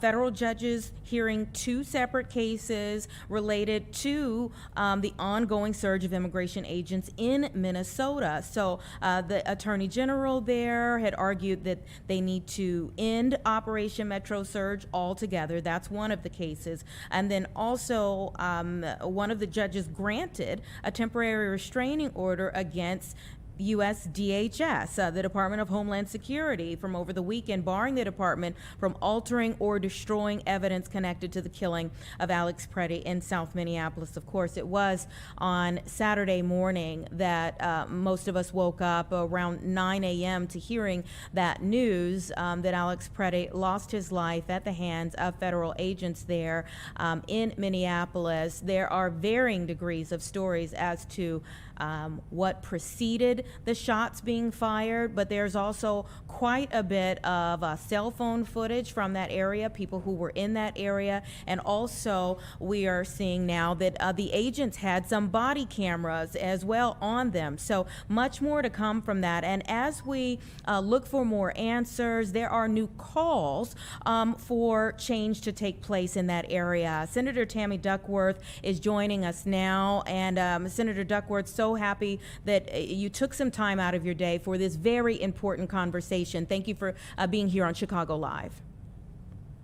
Thanks for having me. So I know that you all are in budget conversations yet again. There's a lot on the line there. And now this conversation of what happened over the weekend in Minneapolis is a part of that conversation as well.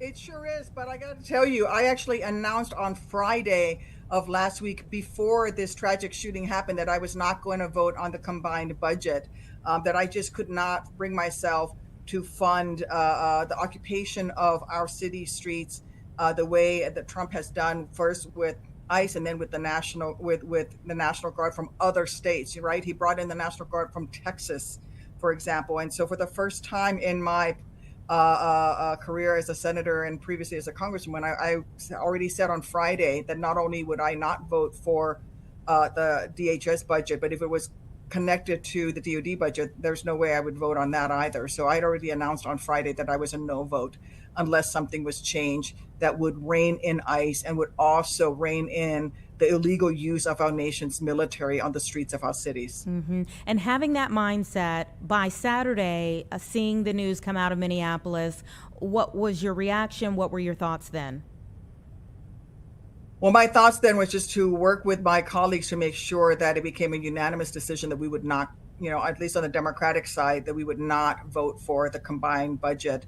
It is horrific. It is disgusting that we have members of the Trump administration continuing to try to justify the murder of an innocent person on the streets of Minneapolis.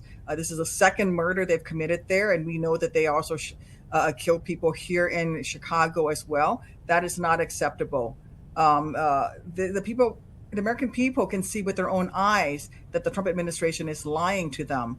And we have to hold them accountable. We have to rein in ICE. We have to hold in the Trump administration. We have to hold in his cabinet secretaries, rein them in and say, no more. This is not acceptable. And there was a man who was shot and killed in our area at the beginning of Operation Midway Blitz, a woman who was shot 5 times that lived, and in her case, Yes. was thrown out. I would ask you, you know, there is this part of the conversation that asks, okay, well, if sanctuary states would work with the federal government, they wouldn't have to end up in these situations. What's your response to that frame? Well, this is what authoritarian regimes do, right? They say, hey, if you just do what we tell you to do, then we won't harass you. You know what they said in Minnesota and Minneapolis? They sent the governor a ransom demand to say, send us your voter rolls and we'll leave.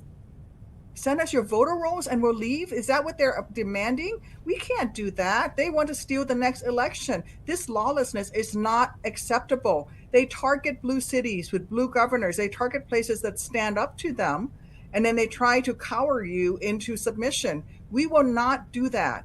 We are an independent, we're a nation of states, and frankly, we cannot let the federal government and its tyranny under the Trump administration come in and terrify our cities and our citizens and try to think that if we just bribe them, they will go away. That's not how the American democracy works. That's certainly not the democracy that I defended for 23 years in military service. And we appreciate your service to this country as a military veteran. Let me ask you this. You know, you mentioned being a blue state and having many Democratic senators and representatives coming from this area. It has been interesting over the last 24 hours to see this conversation of the NRA backing up Democrats in saying, you know, well, if Alex Preddy had a weapon on him legally, that he shouldn't have met his fate in the streets of Minneapolis the way that he did. Yeah, I wish that the NRA had spoken up when people who were exercising their First Amendment rights to free speech were being harassed and killed. It's been disgusting to watch Trump officials who loudly defended the likes of Kyle Rittenhouse and armed January 6 rioters to then turn around and argue that a VA ICU nurse deserved to be executed simply because he had a legally owned firearm on his person. Look, the Second Amendment doesn't just guarantee your right to bear arms when whoever is in the White House wants it to. And carrying legally owned firearms in an open carry state is not grounds for you to be executed by a federal agent. Basically, Trump and his enablers, they're trampling both our First and Second Amendment rights, and they're doing it to crush dissent, right? Americans should not let Trump continue to intimidate them. I wish the NRA had come out and supported the First Amendment rights. I wish that they'd stopped supporting Trump when they did, but they haven't. And so if they want to add their voice to the opposition against Trump, then great. But you know what? They're a little late to the party. And maybe on a final note here, in opposing things within the budget proposal that is on the table right now, we stand to go into another government shutdown. How do you reason and what do you say to people who were affected so much by the last one just a few months ago? Well, I have been hearing from hundreds of constituents, and I will tell you that overwhelmingly what I've been asked to do in the last 48 hours is to not vote to fund ICE. That's overwhelmingly what my constituents have asked me to do. Do not vote to fund ICE. And what I think most Americans would rather have me support them and stand up to the Trump administration. All we're asking the Republicans to do is to pull out the funding for DHS, and let's work on fixing the problems in it, and let's work on adding things that will rein in ICE. I want money to go back to our local law enforcement. I don't want this money to go to ICE. I want it to go back to local law enforcement. After all, the Trump administration stole the money that was passed and appropriated in a bipartisan way for police training, for child violence prevention, all of these programs they robbed for ICE. Well, we want that money back to go back into those programs for our local police forces. And it's the Republicans' decision if they want to shut down government. They can avoid it simply by pulling out the funding for ICE and working with Democrats to reform ICE. But I cannot go back and look myself in the mirror if I'm going to let them get away with the murder of yet another innocent American who is out there exercising his First Amendment rights. Senator Tammy Duckworth, we certainly appreciate your time. Thank you so much. Please keep us updated. Thank you. I will. Thank you. All right, you take care.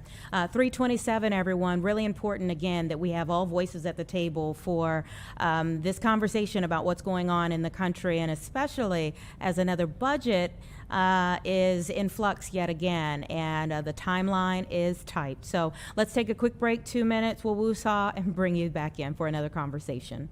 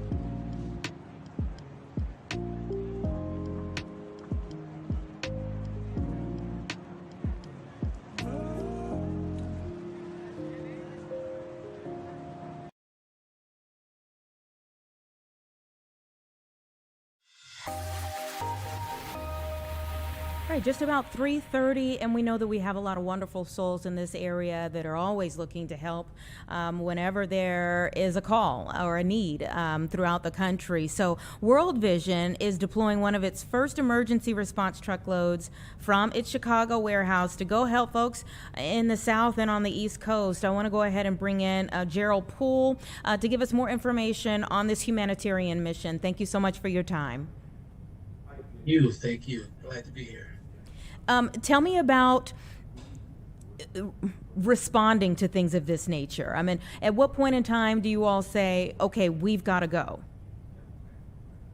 Yeah, well, we have church partners across the country, and when situations arise, we have a group of individuals that get together and determine our response and what our level will be.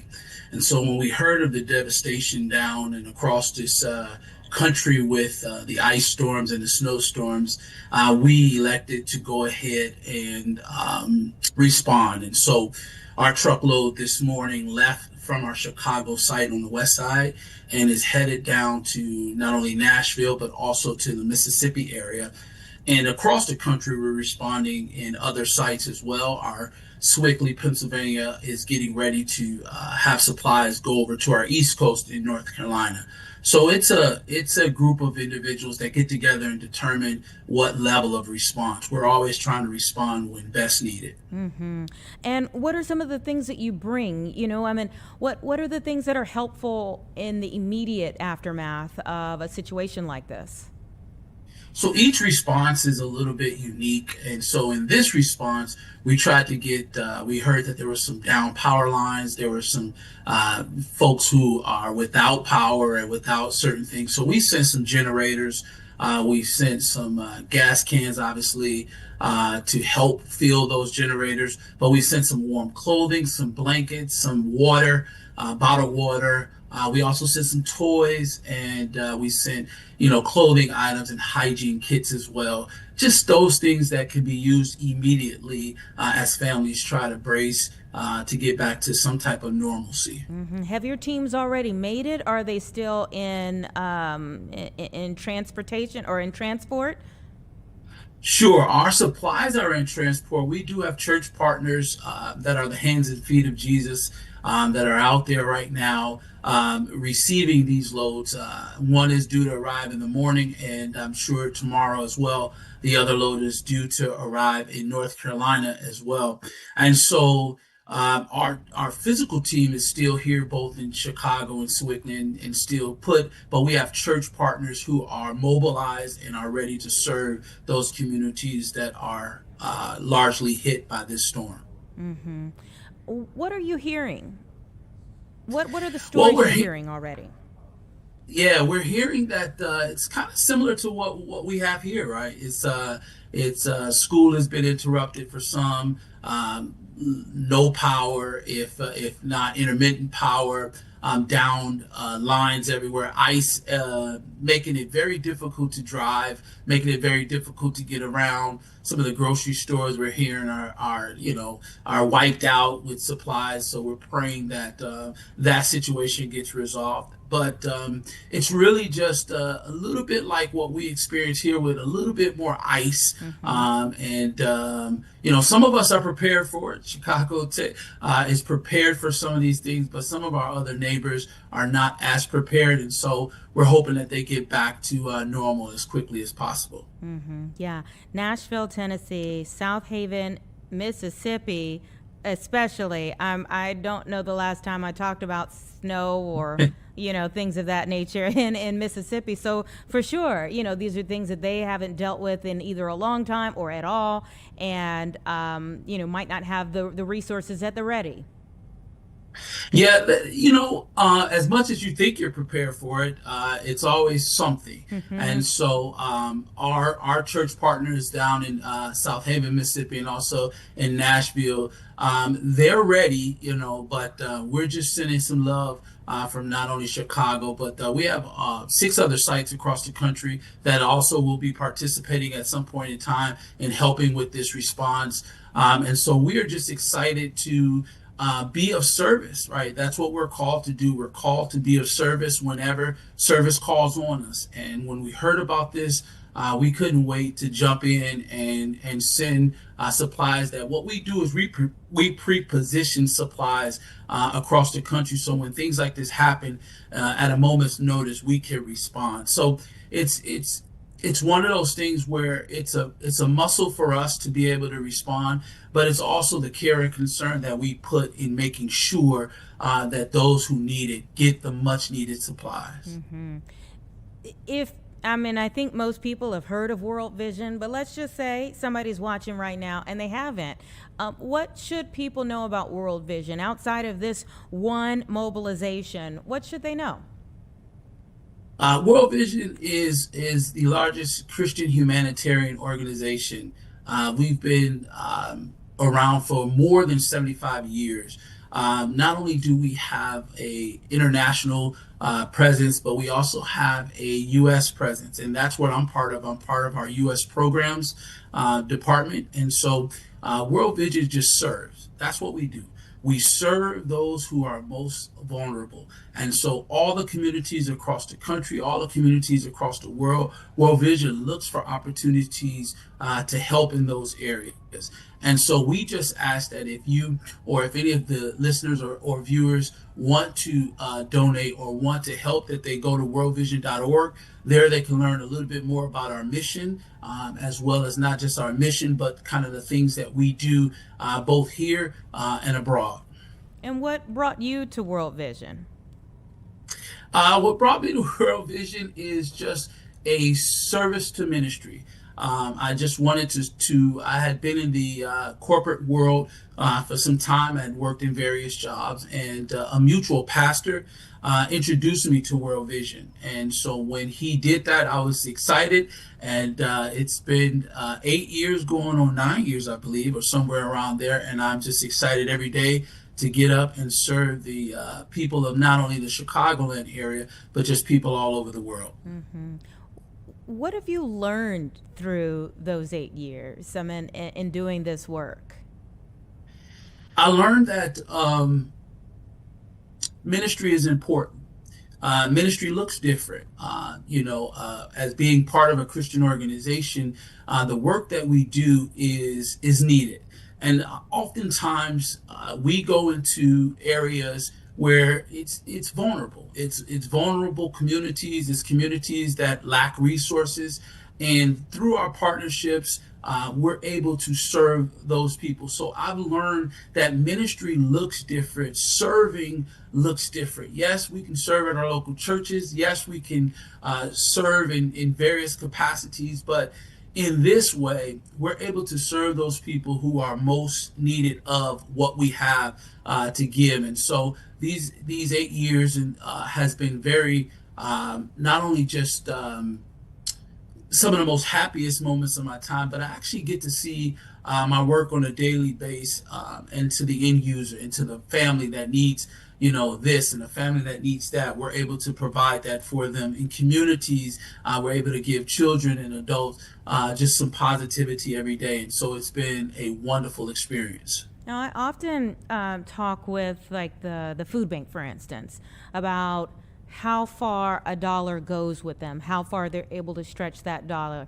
Can you talk about World Vision, and if someone feels compelled to donate today, how far their dollar goes, if they're able to give 5, 10, however much, how far that goes? Yes, well, I can tell you, I don't have the specifics on me exactly how that all breaks down, but I can tell you that that the dollar stretches very long for anyone wanting to donate cash into our programs.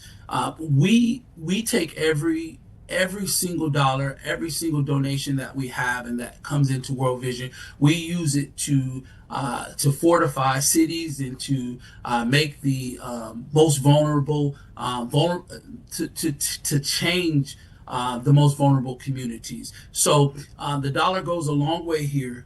We just ask that you definitely go to worldvision.org, and you'll see all the breakdowns of kind of how and what your dollar does as you donate to us. But we're super excited to have this opportunity to serve again. And I just wanted to say thank you for even getting this out to people, to let them know that we are here and of service. Sure thing, absolutely. I'm glad that we're able to put a spotlight on it. Anytime there are organizations and good-hearted people like yourself who want to help others, it's a blessing for us to be able to let other people know about it. Do you all... there are many organizations who have felt stretched, both from inflation and other things of that nature over the course of time. How has the last year or so been for you all? Because weather events or other natural disasters, things like that, they don't have like a set time when they're going to happen. Have you all been pretty stretched? And how does having this happen now? How do you all, regain what you need to get ready for the spring? Yeah, absolutely. That is a great question. I will say, instead of saying stretch, I would say we've been strengthened by our ability to mobilize. We have been responding to many disasters over the last few years, and so it does seem like it comes back to back to back. And so I always like to say, when it looks like we don't have anything, when it looks like we don't have anything else to give, the Lord definitely makes a way. The Lord makes a way for us to get this donation that we wasn't expecting, or to be able to serve in this capacity, to be able to serve in that capacity. And so we are just excited to do that. So we've been strengthened. We have a robust team that is used to responding. We have a great director of our humanitarian emergency affairs division, which is the division that's responding to this. And so we definitely put all of our trust and faith in the fact that we can respond. And having 6 sites across the country really helps us to be strong and be able to respond wherever the disaster may be, whether it's in California with the wildfires, whether it's on the East Coast with some of the flooding, even in Hawaii with some of the things that they experienced maybe a year or so ago. And so all over the country, we're just ready with the hurricanes that hurricane season that we're just coming out of being very busy during that time. And so we look forward to responding. We wish we didn't have to respond, Right. but when it does happen, we are excited to respond with what God has blessed us with. Yeah. Do you all feel like you all are welcomed into the communities? I mean, you're certainly carrying things that could help a lot of people, but sometimes I know after a natural disaster, people are like, I don't want to see outsiders, you know? Absolutely. Well, one of the reasons why we're very well respected in the communities is that we work with local church partnerships. And so it's not World Vision bringing a World Vision truck and us coming. We work through the local church, right? The church is the hero in this situation, right? I'm talking to you, but I'm talking to you on behalf of our hundreds of church partnerships that's really in with the communities, doing the work, finding out what the need is, and being able to satisfy that need. We're just the conduits of the product and making sure that the church organizations get it. And so when they hear World Vision, it's never outside of their local church or their local church organization or their local non-for-profit organization within the communities. That's how we work not only here in Chicago, but we work that way across all the nation. Well, thank you so much for what you do and for taking a little time to talk to me about it today. My best to all of those who you all are helping right now. Thank you for having me. I really appreciate it. Thank you. All right, everyone. It's 3:44. Let's take a quick break, and then we're going to have a little fun on the opposite side of it right around 3:45.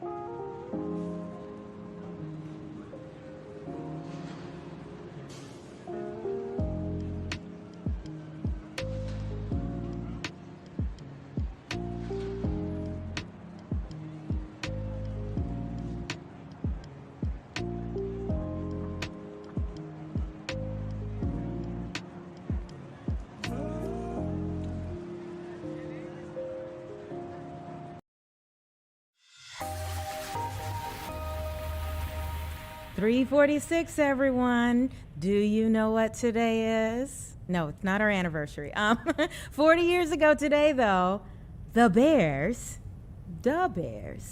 won the Super Bowl. What a special time in the city's history. So we had to bring in a very special guest to take us back to that moment. Longtime sports writer here in the area, Barry Rosner, is joining me now. Thank you so much for your time. It's my pleasure. How are you today? I'm doing well. I hear you have been on social media quite a bit today, recalling these great memories. Yeah, it's funny. Long before you were born, the Bears were really bad. Yeah, they were terrible. And they had this guy named Walter Payton, who was the greatest football player who ever lived. Amen. But as much as he could do for the team, he did, and still they were not very good. And he carried this team for 11 years until they finally made it to the Super Bowl. And that weekend in New Orleans was extraordinary. It was probably 95% Chicago down there. You didn't see a lot of New England fans. There certainly weren't many in the Superdome that day.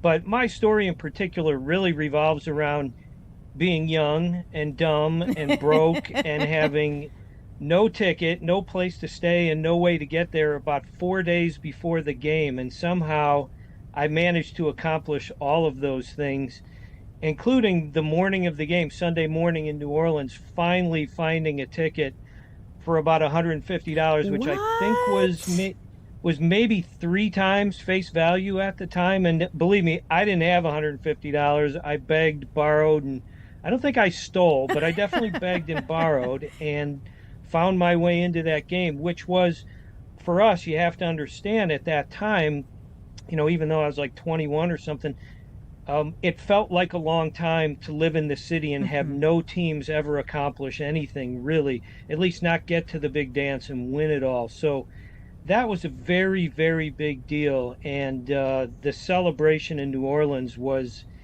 it was like Vegas meeting Times Square meeting New Orleans. It was extraordinary. I was in elementary school, so it was a little hard for me to take part in any of the fun things that you described.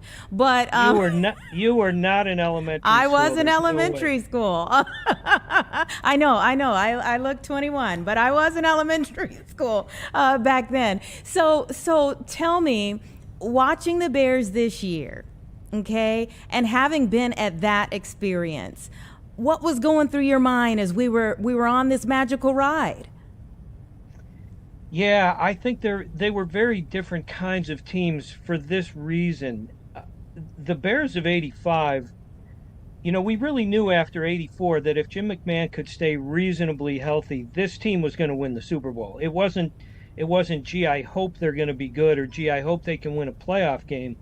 This team was going to win the Super Bowl. There was little doubt about that. In fact, there was no doubt about that. So really that magical run was sort of ended in a coronation. When they beat the Giants in that first playoff game, to most of us who were there, it was a sign that they were going to win the Super Bowl. The Rams were no match. We weren't scared of the Patriots or Dolphins, whoever came out of the AFC. So really, by the time we got to New Orleans, it was just a giant party. I think with this year's team, as ridiculous as it was, with all those comeback victories and with Caleb Williams' heroics and with Ben Johnson really taking Caleb Williams and teaching him how to play football at the NFL level, as great as it was, it's a far cry from what we experienced in '85 when it was just total domination every single week, with the exception of one regular season game, which we're not going to revisit right now, because who wants to do that?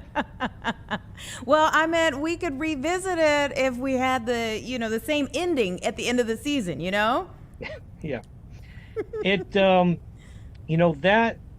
that season, I think if you ask anyone who remembers anything about it, they'll say that we sort of deserved it. We had, at least in my lifetime, we had experienced no winning. Yeah. We had the '84 Cubs who met a really tragic end, and similarly with the '83 White Sox. But there really wasn't anything else. So our formative years, as you recall, those, from like 5 to 20, those years when you're so deep into it and it matters so much, we experienced no winning. We experienced very little happiness. So this magical run that they went on that year was, one of the look, I'll only speak for me. That was a very bad time in my life personally. We had really suffered as a family, and I've always said this. I probably wrote it a few hundred times. Sports matter because they don't matter. And what I feel that means is sports matter because they can take you, well, they really don't matter in the grand scheme of things. They can take you away from the things that trouble you every day. They can take you away from the troubles of your life, the misery, the suffering. And that's what sports is. It's a distraction. And speaking for myself, that weekend was just pure glory. And I don't know what happens to the Bears next year or in the years to come. They certainly have a bright future. You never know if you're going to get back there. We thought the 85 Bears were going to win 3 or 4 or 5 times, and they never even got back to the Super Bowl. So when you have the chance, you have to get there. They came close this year. I would have liked their chances against Seattle, but their future is bright. There's a lot to look forward to in Chicago. Yeah, I'm so surprised given some of the things that you said that you remember so much from that weekend. Well, I won't pretend that I remember a lot about the nights. I could try. We really shouldn't probably repeat most of those things on the air. It was an absolute. It was about as drunken a weekend as you can possibly imagine. And again, a lot of that has to do with we weren't feeling nervous or worried about this game at all. Although, with the stadium being, probably 85-90% Bear fans, the early fumble did shake us up a little bit. It was like, wait a minute, this isn't really happening. And the shame of that is, if without that early fumble and field goal for New England, the Bears are going to throw another shutout because Buddy Ryan pulled starters at 44-3. If it had been 44-0, he's not pulling starters, and they're shutting out New England. That's 3 shutouts in the playoffs, which would only, further the legacy of what most people believe is the greatest football team of all time. But yeah, you're right. I think probably the reason I remember as much as I do is I've written about it a few times over the years, and the guys that some of the people that I bumped into down there, we will once in a while talk about it, so it helps to remember it. On the other hand, I could be making all of this up for all I know. I mean, who knows really? But here's the coolest. All right, here's the coolest thing I remember is that halftime walking off the field. I think it was like 23-3 or something like that. Total domination, though. They put the Super Bowl shuffle up on the giant boards in the stadium as they were walking off at halftime. Wow. And I thought, my God, you don't do that in what is supposed to be a neutral stadium unless the game is over. And everybody knew the game was over. So that's one of the coolest things I do remember.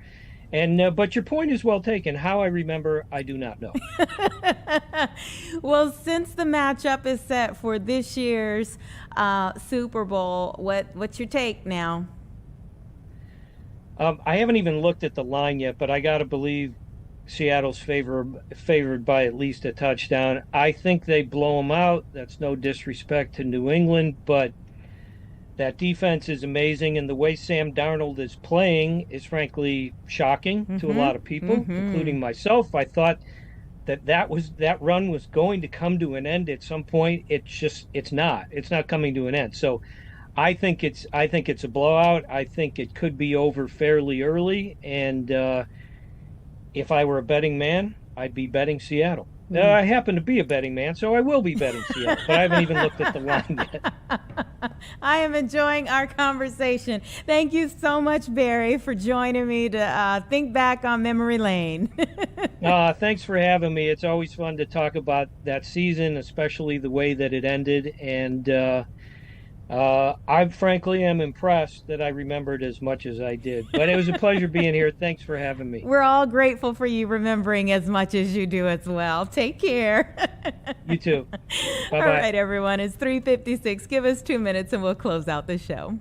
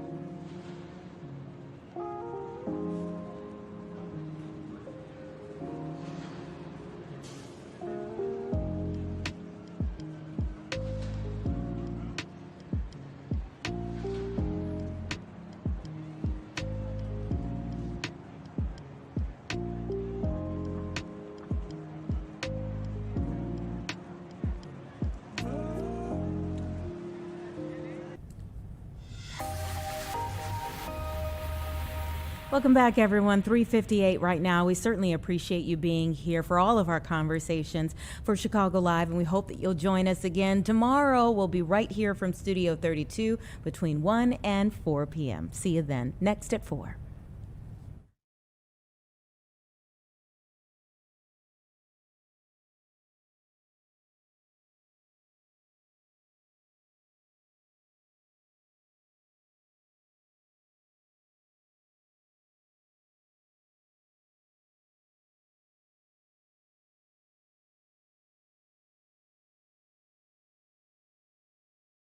Live from Chicago, this is Fox 32 News at 4.